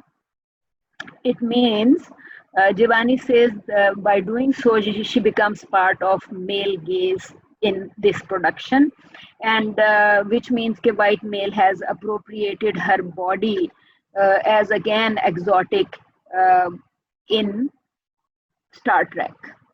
Okay, this appropriation of body, it actually shows categorical schema of our observers. Like, viewers should be seeing this Indian woman as an exotic image. So categorical schema is assigned to categorical schema is assigned to this Indian character in Star Trek. Any comment on Kambata, the Indian woman in Star Trek? All Yasmin is saying that through such behavior, Kambata becomes part of white imagination, or white man's creation of brown woman as an exotic image, even in a production like Star Trek. Okay. So in this part, Giovanni is actually talking about contemporary stereotypes of Indian women in Western Hemisphere. She says that right now we are looking at diaspora films. For example, we know that Indians living in Canada or America and UK have started making their own films. Right now, we can see that diaspora films are coming.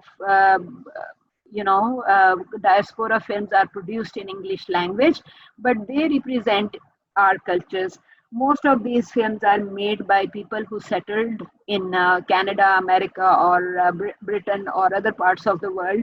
So they actually belong to new cultures now, but they still have their old cultures with them, right? So despite living in America or USA, they haven't left their own Indian culture or Pakistani culture behind. They still feel part of Pakistani families. They have left back in their countries, or for example, Pakistan or India. So they make diaspora films. Okay, so she's saying that this kind of treatment of Oriental woman is now merged into the stereotypes that are still seen in diaspora films. And for example, she gives example of film by Meera Nair. Film's title is Mississippi Masala. And in Mississippi Masala, you will see an Indian woman in a love relationship with Denzel Washington. Right, so Denzel Washington is again a black hero that Meera Nair cast in her film Mississippi Masala.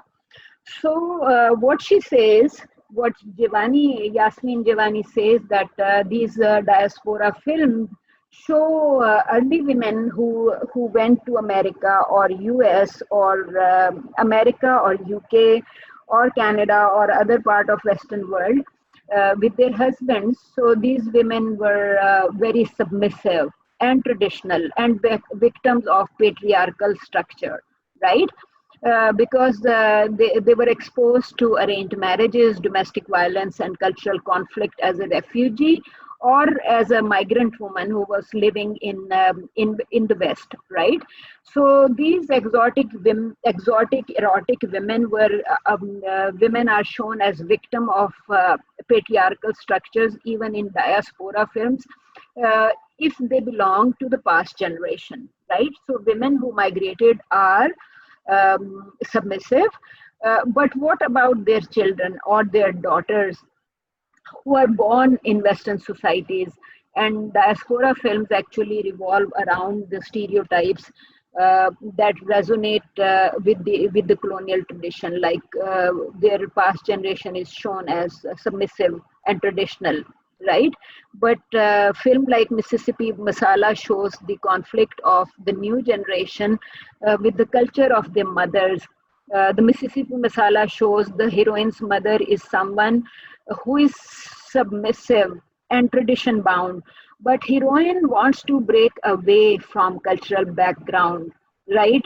And heroine is presented as somebody who is very, very strong, who is not backward, and she wants to leave the racist patriarchal culture behind. She wants to move on, and she wants to have a relationship with Denzel Washington, but the mother keeps opposing the daughter, right? So the protagonist is strong and independent, but she says that she becomes strong and independent by disowning her original culture, right? So again, because she disowns her original culture and she starts owning Western culture by living in the West, it means that disowning is extremely important for this kind of diaspora films. Okay, so once people get dislocated, uh, she acquires a fullness of character that is denied to her within the larger Indian tradition, which means she becomes an independent and strong character only when she leaves behind the Indian culture that denied her those powers. The Indian culture denied her independence the Indian culture denied her, all kind of strength and voice. And the protagonist in this film, Mississippi Masala, becomes strong once she leaves the Indian tradition and Indian culture, and she reaffirms the stereotypical notion that there is only one South Asian culture, and that culture is highly repressive in its uh, orientation to women. So, if you want to become strong, you have to disown your original culture. Okay, so she's saying that Mississippi Masala is very consistent with other films. Another film is titled Masala. That's a 1991 film, and still another, Lonely in America, 1990. Sam and Me, 1991, where you can see that all of these actually are presenting some kind of miscegenation. Miscegenation meaning that intercultural interaction in a love relationship, or these films are actually showing that women are emasculated, or they emasculate, or when they leave their culture behind. They are emasculated and rendered powerless unless they happen to have assimilated the dominant society's norms.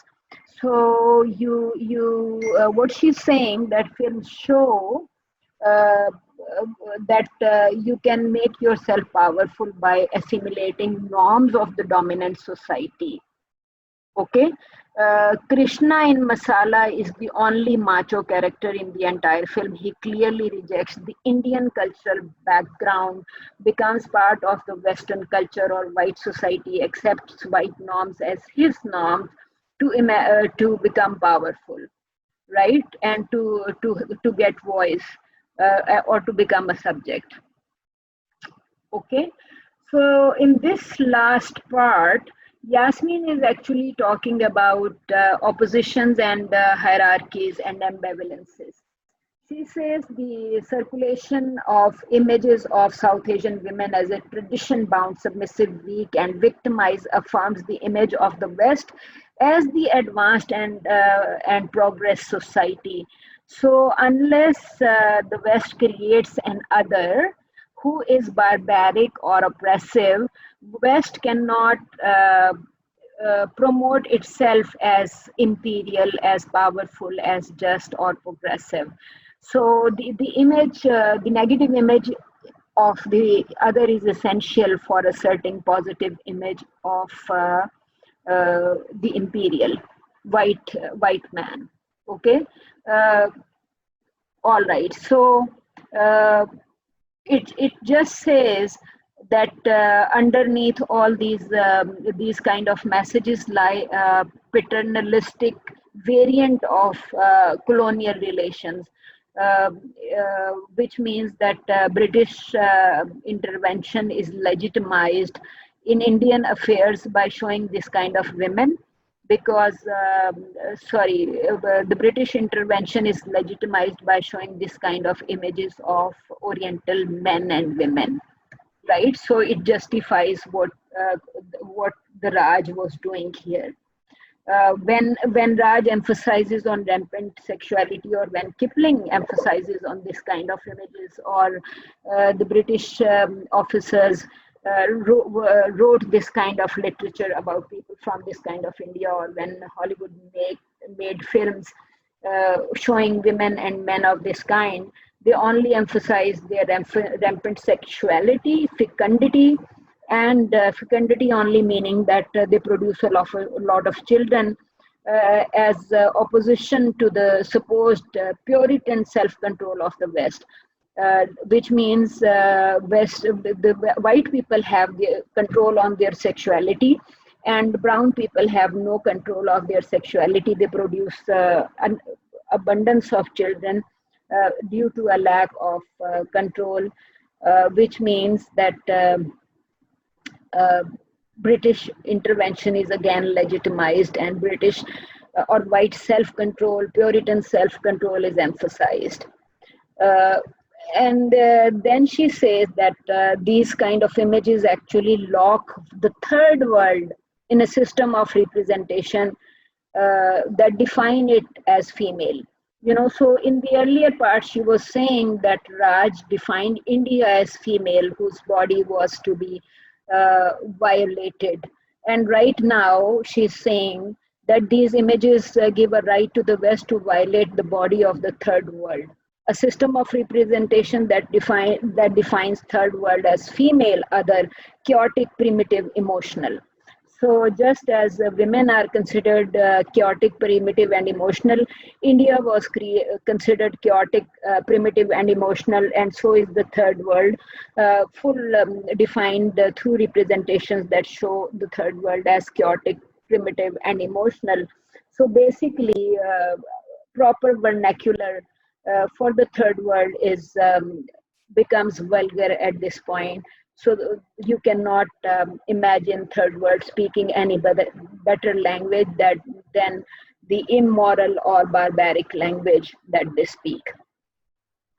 These oppositions mask the historical factors that have led to economic underdevelopment. So in the end, I think when you mentioned power relation in the at the start, you can see that by now Yasmin is actually talking about um, uh, economic imbalance in terms of power relations between third world and first world. And she's saying that the destruction of indigenous economies and the imposition of exploitative relations or domination on the cultural fabric of these nations are shown. So these films actually show that show economic exploitation of people from the east and people from the third world. I mean, they create these films keep on creating patterns of perception. Imperialist thought and colonial mentality actually presents brown man as inferior, not through images but also in terms of their behavior when it comes to or behavior or functions. By functions, it means that male was suitable for functions of Raj, but women were seen as distracting. And all these women, which here she's saying that these created reasons for economic exploitation of the countries of the third world. Let's see what he's saying here.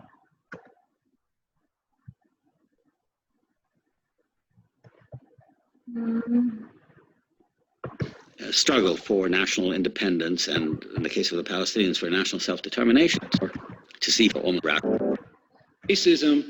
racism that comes from the United States towards Muslim people and towards Arabic people, and that's something that has to stop. And the United States has to start respecting people from the Middle East in order to find a solution to the problem that's been building up over many years. So I thank everyone for your patience and letting me speak on mine on that. Okay, so you can see that this was a musical band, Beastie, and from 1990s they are just saying that this band was actually trying to speak to problems in our own society. like people from so, here. As a result, the human side of the Islamic and especially Arabic world are rarely to be found. And the net result is this vacancy on the one hand, and these easy, almost automatic images of terror and violence. Right, so these are the type of images that Hollywood films show about people from this part of the world, people who are hideous. They're not even showing their faces to the world. And women are more hideous because in many cases you will find them in a baya or veil. So which means that the danger associated to the woman increases.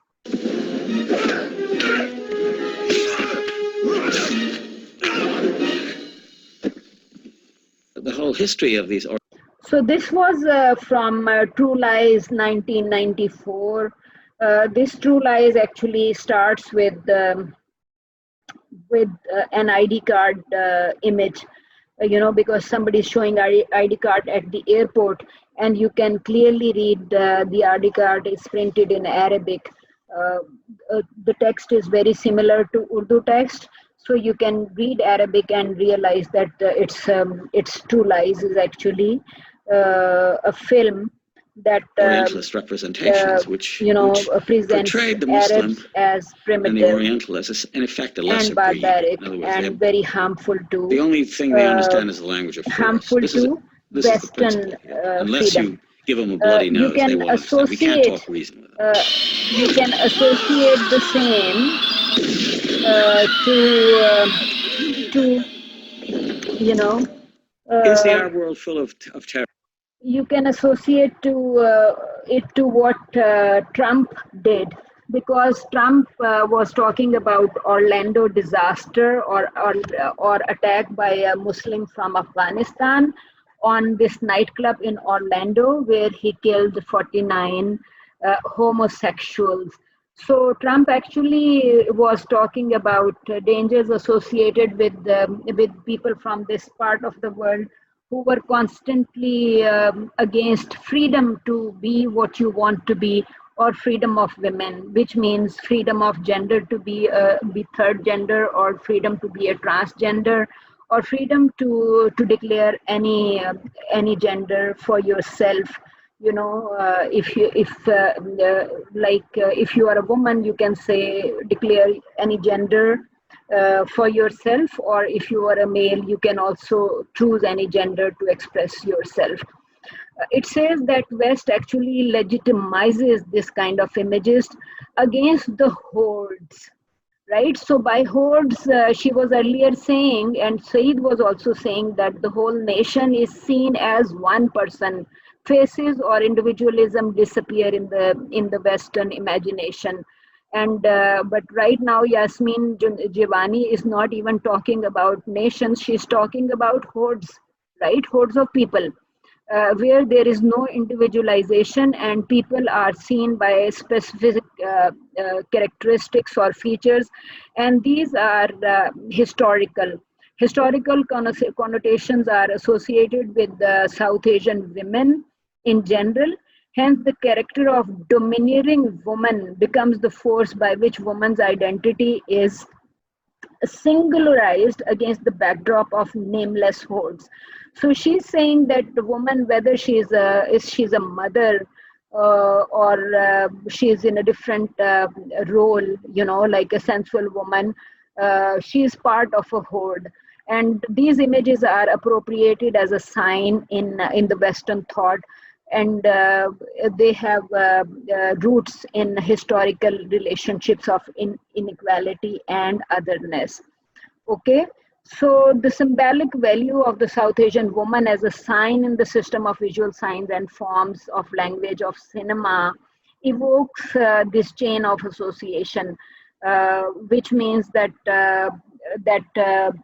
stock knowledge actually, or the Western imagination or Western society represents these women as part of hordes, as sensual, dangerous, exotic, and South Asian dangerous women are attractive and repulsive simultaneously. This is what she's saying towards the end, that when films present characters as even deities as harmful, they actually show them as exotic and dangerous, and they are attractive but repulsive simultaneously.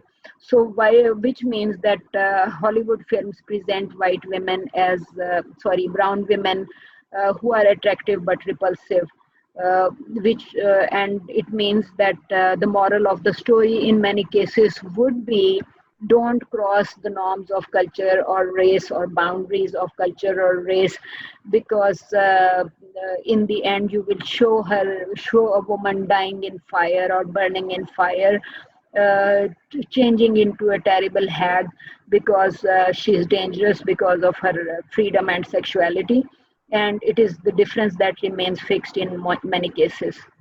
Okay, any comments on any of the ideas that we have discussed here? We have finished Jivani's article. She is talking about South Asian women and men as hordes. She is talking about legitimation of British intervention, legitimation of Raj and fear of Raj, about fecundity of South Asian woman. Fecundity only means the ability to produce a number of children, fertility of woman. And this article actually shows that 1930s films were not showing women as working women because women, people or families who had migrated to India, to America or California at the start of 20th century, they were dominated by working men and not working women. So working South Asian women probably did not appear in the Western films or media until they produced Madame Suzatica 1988. So you can see a very long absence of working South Asian women from American thought or Western thought until the 1980s. But when she finally appeared when finally a working woman appeared uh, in the Western thought, working South Asian woman appeared in the Western thought or film and media. She was still shown as a dirty woman who was tradition bound and basically backward, and she was unfamiliar with requirements of hygiene, and she had acquired this working woman status by through her presence in the Western society. So it means that the film was not actually showing working women in the Indian or South Asian society, but it was showing working women in uh, in the West, working South Asian woman in the West, and she specifically mentioned diaspora films such as Mississippi Masala and Lonely in America and Sam and Me, just to say that these films show South Asian women as opportunistic, right? So there was an opportunity for the female protagonist to marry Denzel Washington and become part of white society by rejecting her own culture and accepting culture of the West, right? So she gains voice, she gains woman's mobility, and she becomes powerful and strong by disowning her own culture or disassociating from her own culture. So even through disassociation, the superiority of white culture is shown, because white culture is the one that is giving the woman the right to be what she is and to express uh, herself the way she wants to express herself.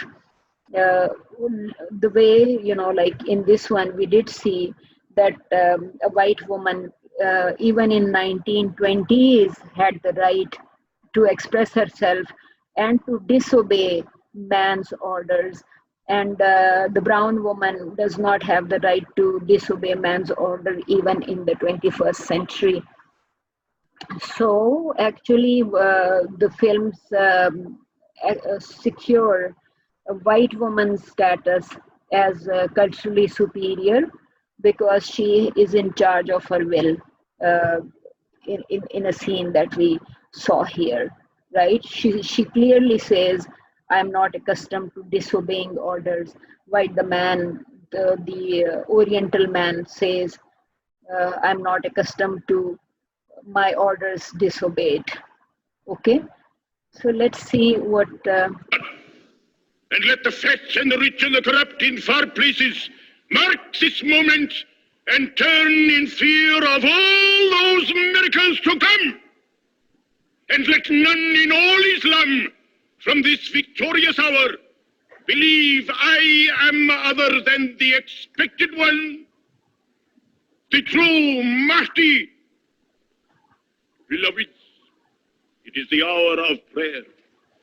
So I think this was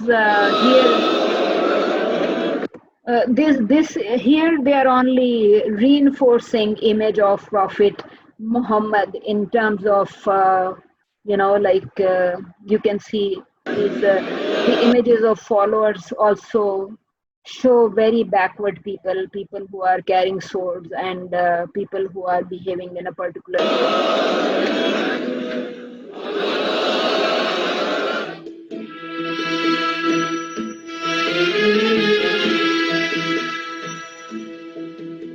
I come from a land, from a faraway place, where the caravan camels roam, where they cut off your ear if they don't like your pace. It's barbaric, but hey, it's home.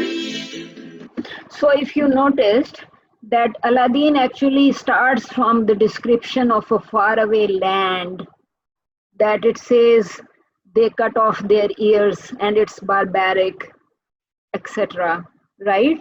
So you can see that even despite being a children's film or a universal a film that attracts universal audience, if you carefully listen what they are saying in the title song, it is the description of the man from this part of the world, right?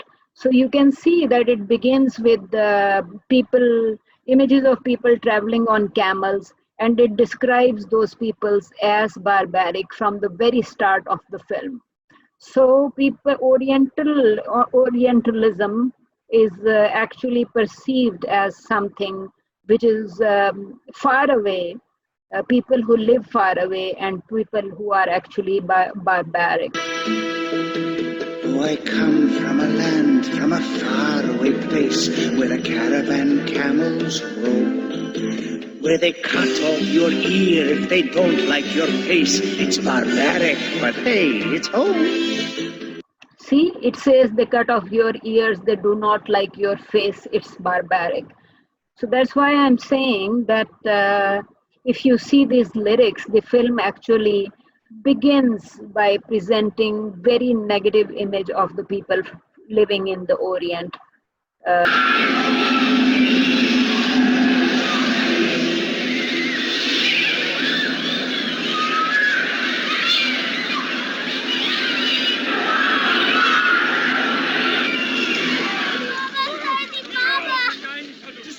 Not our mission, Carlo. You don't belong here.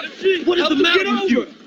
Fucking nobody. We're not involved in this problem, Major Gates. Do you understand me? You're AWOL, and you're under arrest. Are you gonna let him kill those people? Not right, Ron. Yes. Okay, any comments? So Saeed was actually referring to the same things, that these images appear and reappear as a prophecy. So you can see that films would show Muhammad or followers of Muhammad in this fashion as primitive and barbaric, and create images that are very that create fear for the white man. Ji, any comments? Miss, I had a question. जी miss जो South Asian women of fertility की बात हो रही थी, so in one of our DLA courses we actually studied why we have this huge problem of population, and like most of the reasons were socio-economic, which is why people tend to reproduce a lot. So were these filmmakers entirely detached from the prevalent situation within our countries, that they were not able to assess this very basic thing, that in any society where you have where you're lacking in socioeconomic facilities, and your only resource of producing any form of revenue is the amount of labor you're able to produce, जो कि इंसानों से आता है, hence why reproduction is is an expectation. So like were these filmmakers, or did they not even try to or attempt to go into studying this thing about our societies more? Some of these films are very old films, because I think some of the clips here were from 1930s, right? And the child labor issue was, I think, child labor issue was brought into limelight uh, back in 19, you can say probably in 1990s, because some of the NGOs started making child labor films on Pakistan, and you can say that those films on child labor are uh, pretty new phenomenon. I mean, not exactly new, because by now they are about 25 to 30 years old. If people started making films on child labor issues in India and Pakistan, they are hardly 30 years old. And the films that we have seen, some of the clips were actually pointing to film. This is from 1938, for example. And after this 1938, the other clip was from 1942, right? So you can see that one is from 1938, one from 1942, and then this one is talking about, these two are singing a song about Morocco. So you can clearly see that despite being part of like African world, these films are actually referring to Egyptians, Moroccans, people from Arab countries, Middle East, etc. And all of these films are actually, it shows Arabian Nights. So very clearly the films are targeting people, and the question was about child labor issue and children being source of income, and having a lot of children to get more income and more money. Yes, it's a problem, but I'm sure that the Hollywood probably has not looked at child labor problem in this part of the world so far. So we will see child labor issues discussed in the documentaries, but apparently we are not looking at child labor in any of the scenes that we have seen today. So probably you can probably say that suggests an interesting new theme for one of future fiction films. We can see. Uh, I think Anil Kapoor uh, got uh, perhaps got an Oscar nomination for one of his Indian films, uh, and in that film you could see child labor issues addressed in the Indian cinema. But child labor issues, I'm not seeing child labor issues or child labor representation of South Asia in Hollywood films at present. I think right now we do not have we do not have a clip from Hollywood that is pointing to child labor uh, being part of South Asian economy or Eastern economy. Uh, uh, yeah, that's a good observation that these films are not looking at that. But what this article is talking about is, like fecundity of woman sexuality, fecundity definitely associated with dangerous sexuality, because it again says that men are, like poor. These people are poor, but they are dangerously good in producing a number of children. That's why he says rampant sexuality and excessive uh, uh, sexuality, fecundity, and excessive mysticism and magic. That is part of this part of the world, and that's why Hollywood, she says, is presents South Asia or South Asian women as exotic and dangerous and distracting. But they are distracting, attracting, distracting, or and also repulsive simultaneously for the Western or the white man. Ma'am, so like even in our modern times, these representations still exist because that's the basis upon which Hollywood movies ever hire Indian actresses at all, because they are somehow exotic and erotic, and you know, those dark-skinned, beautiful women with big eyes. That's their description of how they view South Asian women, and it's interesting how in our modern times now they are actually profiting off of the very things that they somehow demonized in their literature, which is the sexuality and all of that. For example, Kama Sutra is something which is time and again now used in Hollywood movies to make jokes upon, or to somehow like there are so many variations of it in Hollywood movies itself that are presented. And this one thing is also very interesting. Like the narrative still prevail, it's just in a different manner now. Very true. Very true. So even if, what's her name? Chopra, you know, when Priyanka she, Chopra. yes, Priyanka Chopra, when she appears in Hollywood films, we see this tension. And again, because she has married a white guy, I think Yasmin Javani was saying that they get a prominent place in the film only when they appear in relationship with the white guy. And then, uh, then you have to look at Priyanka Chopra role in the film or the TV serial. What kind of ending the film gives to that kind of role. Because it just, Sadaf's article was also pointing to certain fate of these characters in the film. And the Hollywood, Bollywood, or Lollywood films would also show certain fate of the characters. Stereotypes do prevail, and a Pakistani film would show a certain stereotype of white woman, and Hollywood films would emphasize certain stereotypes because, as we can see that, Trump actually used these stereotypes to win the election campaign. So Trump used fear mongering.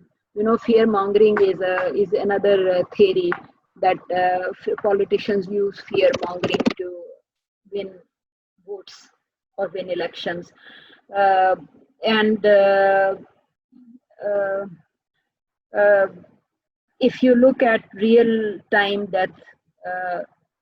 real time death scores of America, you would realize that abortion remains on top. Because right now it is July. If you can find real time death scores on Google of America, and if you find that real time death score website, you would see that by now in July, uh, beginning of August, more than a million women have died, would have died in America because of abortion, right? And when Trump won the elections, about 10 million women had died because of abortion, yet he emphasized on 49 deaths in Orlando nightclub, because those 49 deaths were referring to Muslims' attack on white freedom or American dream, or freedom of woman to live the way she wants to live, or freedom of any gender to be what they want to be. So basically, you can see that she's just saying that this is how the images are presented, and that's, I mean, that's all. Uh, I would suggest, as you suggested, that we also present stereotypes of white people uh, in our films or in South Asian films. You could pick up a few different scenes. If you're interested, you can pick up scenes of white people in our films, and you can see how white man or white woman is presented in our films, because we also create their stereotypes, because we do say we think that our women traditional and good women, and white women are immoral. You know, because our, as I said earlier while discussing visual pleasure in cinema, that we present our culture as that Pakistani films were actually showing traditional women as good women, and in early films, white women appeared as antagonist or uh, sorry, I meant in early films, westernized or modern women appeared as antagonists, you know. So I had posted this article here, and I shared this article with you. We discussed in class that in this particular, this article mentions the censorship uh, items, and it does say that Western nudity. Can you see Western nudity in the fourth row? It says Duniya Hai Dil Walon Ki was showing women in bathers or women, westernized women, as immoral. So you can actually say that we also have a tendency of creating uh, stereotypes of white women and westernized nudity, because people in this part of the world do believe that Western women are immoral in many cases because they can have premarital sex and adultery or postmarital sex. So I find it interesting, this article interesting in a way that it says that West looks at us in the manner we look at them. West uh, thinks we have rampant sexuality here, and our society thinks that Western society has uncontrolled rampant sexuality, right? So that's why I felt that it's quite interesting that West and East have been saying perhaps similar things about each other uh, for for the past couple of centuries or longer.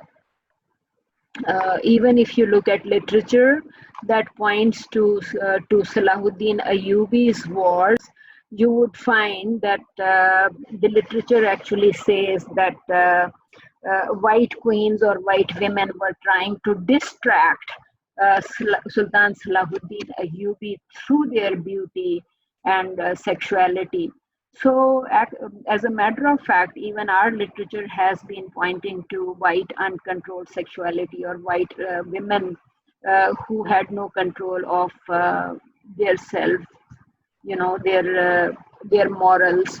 We have been saying similar things for a very long time.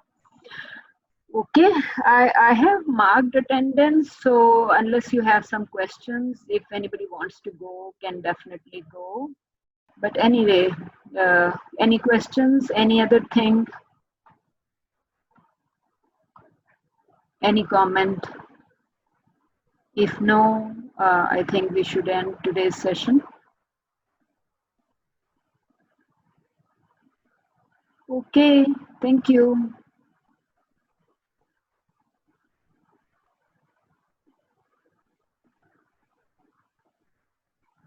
All right, the class is over. Thank you, ma'am. Thank you.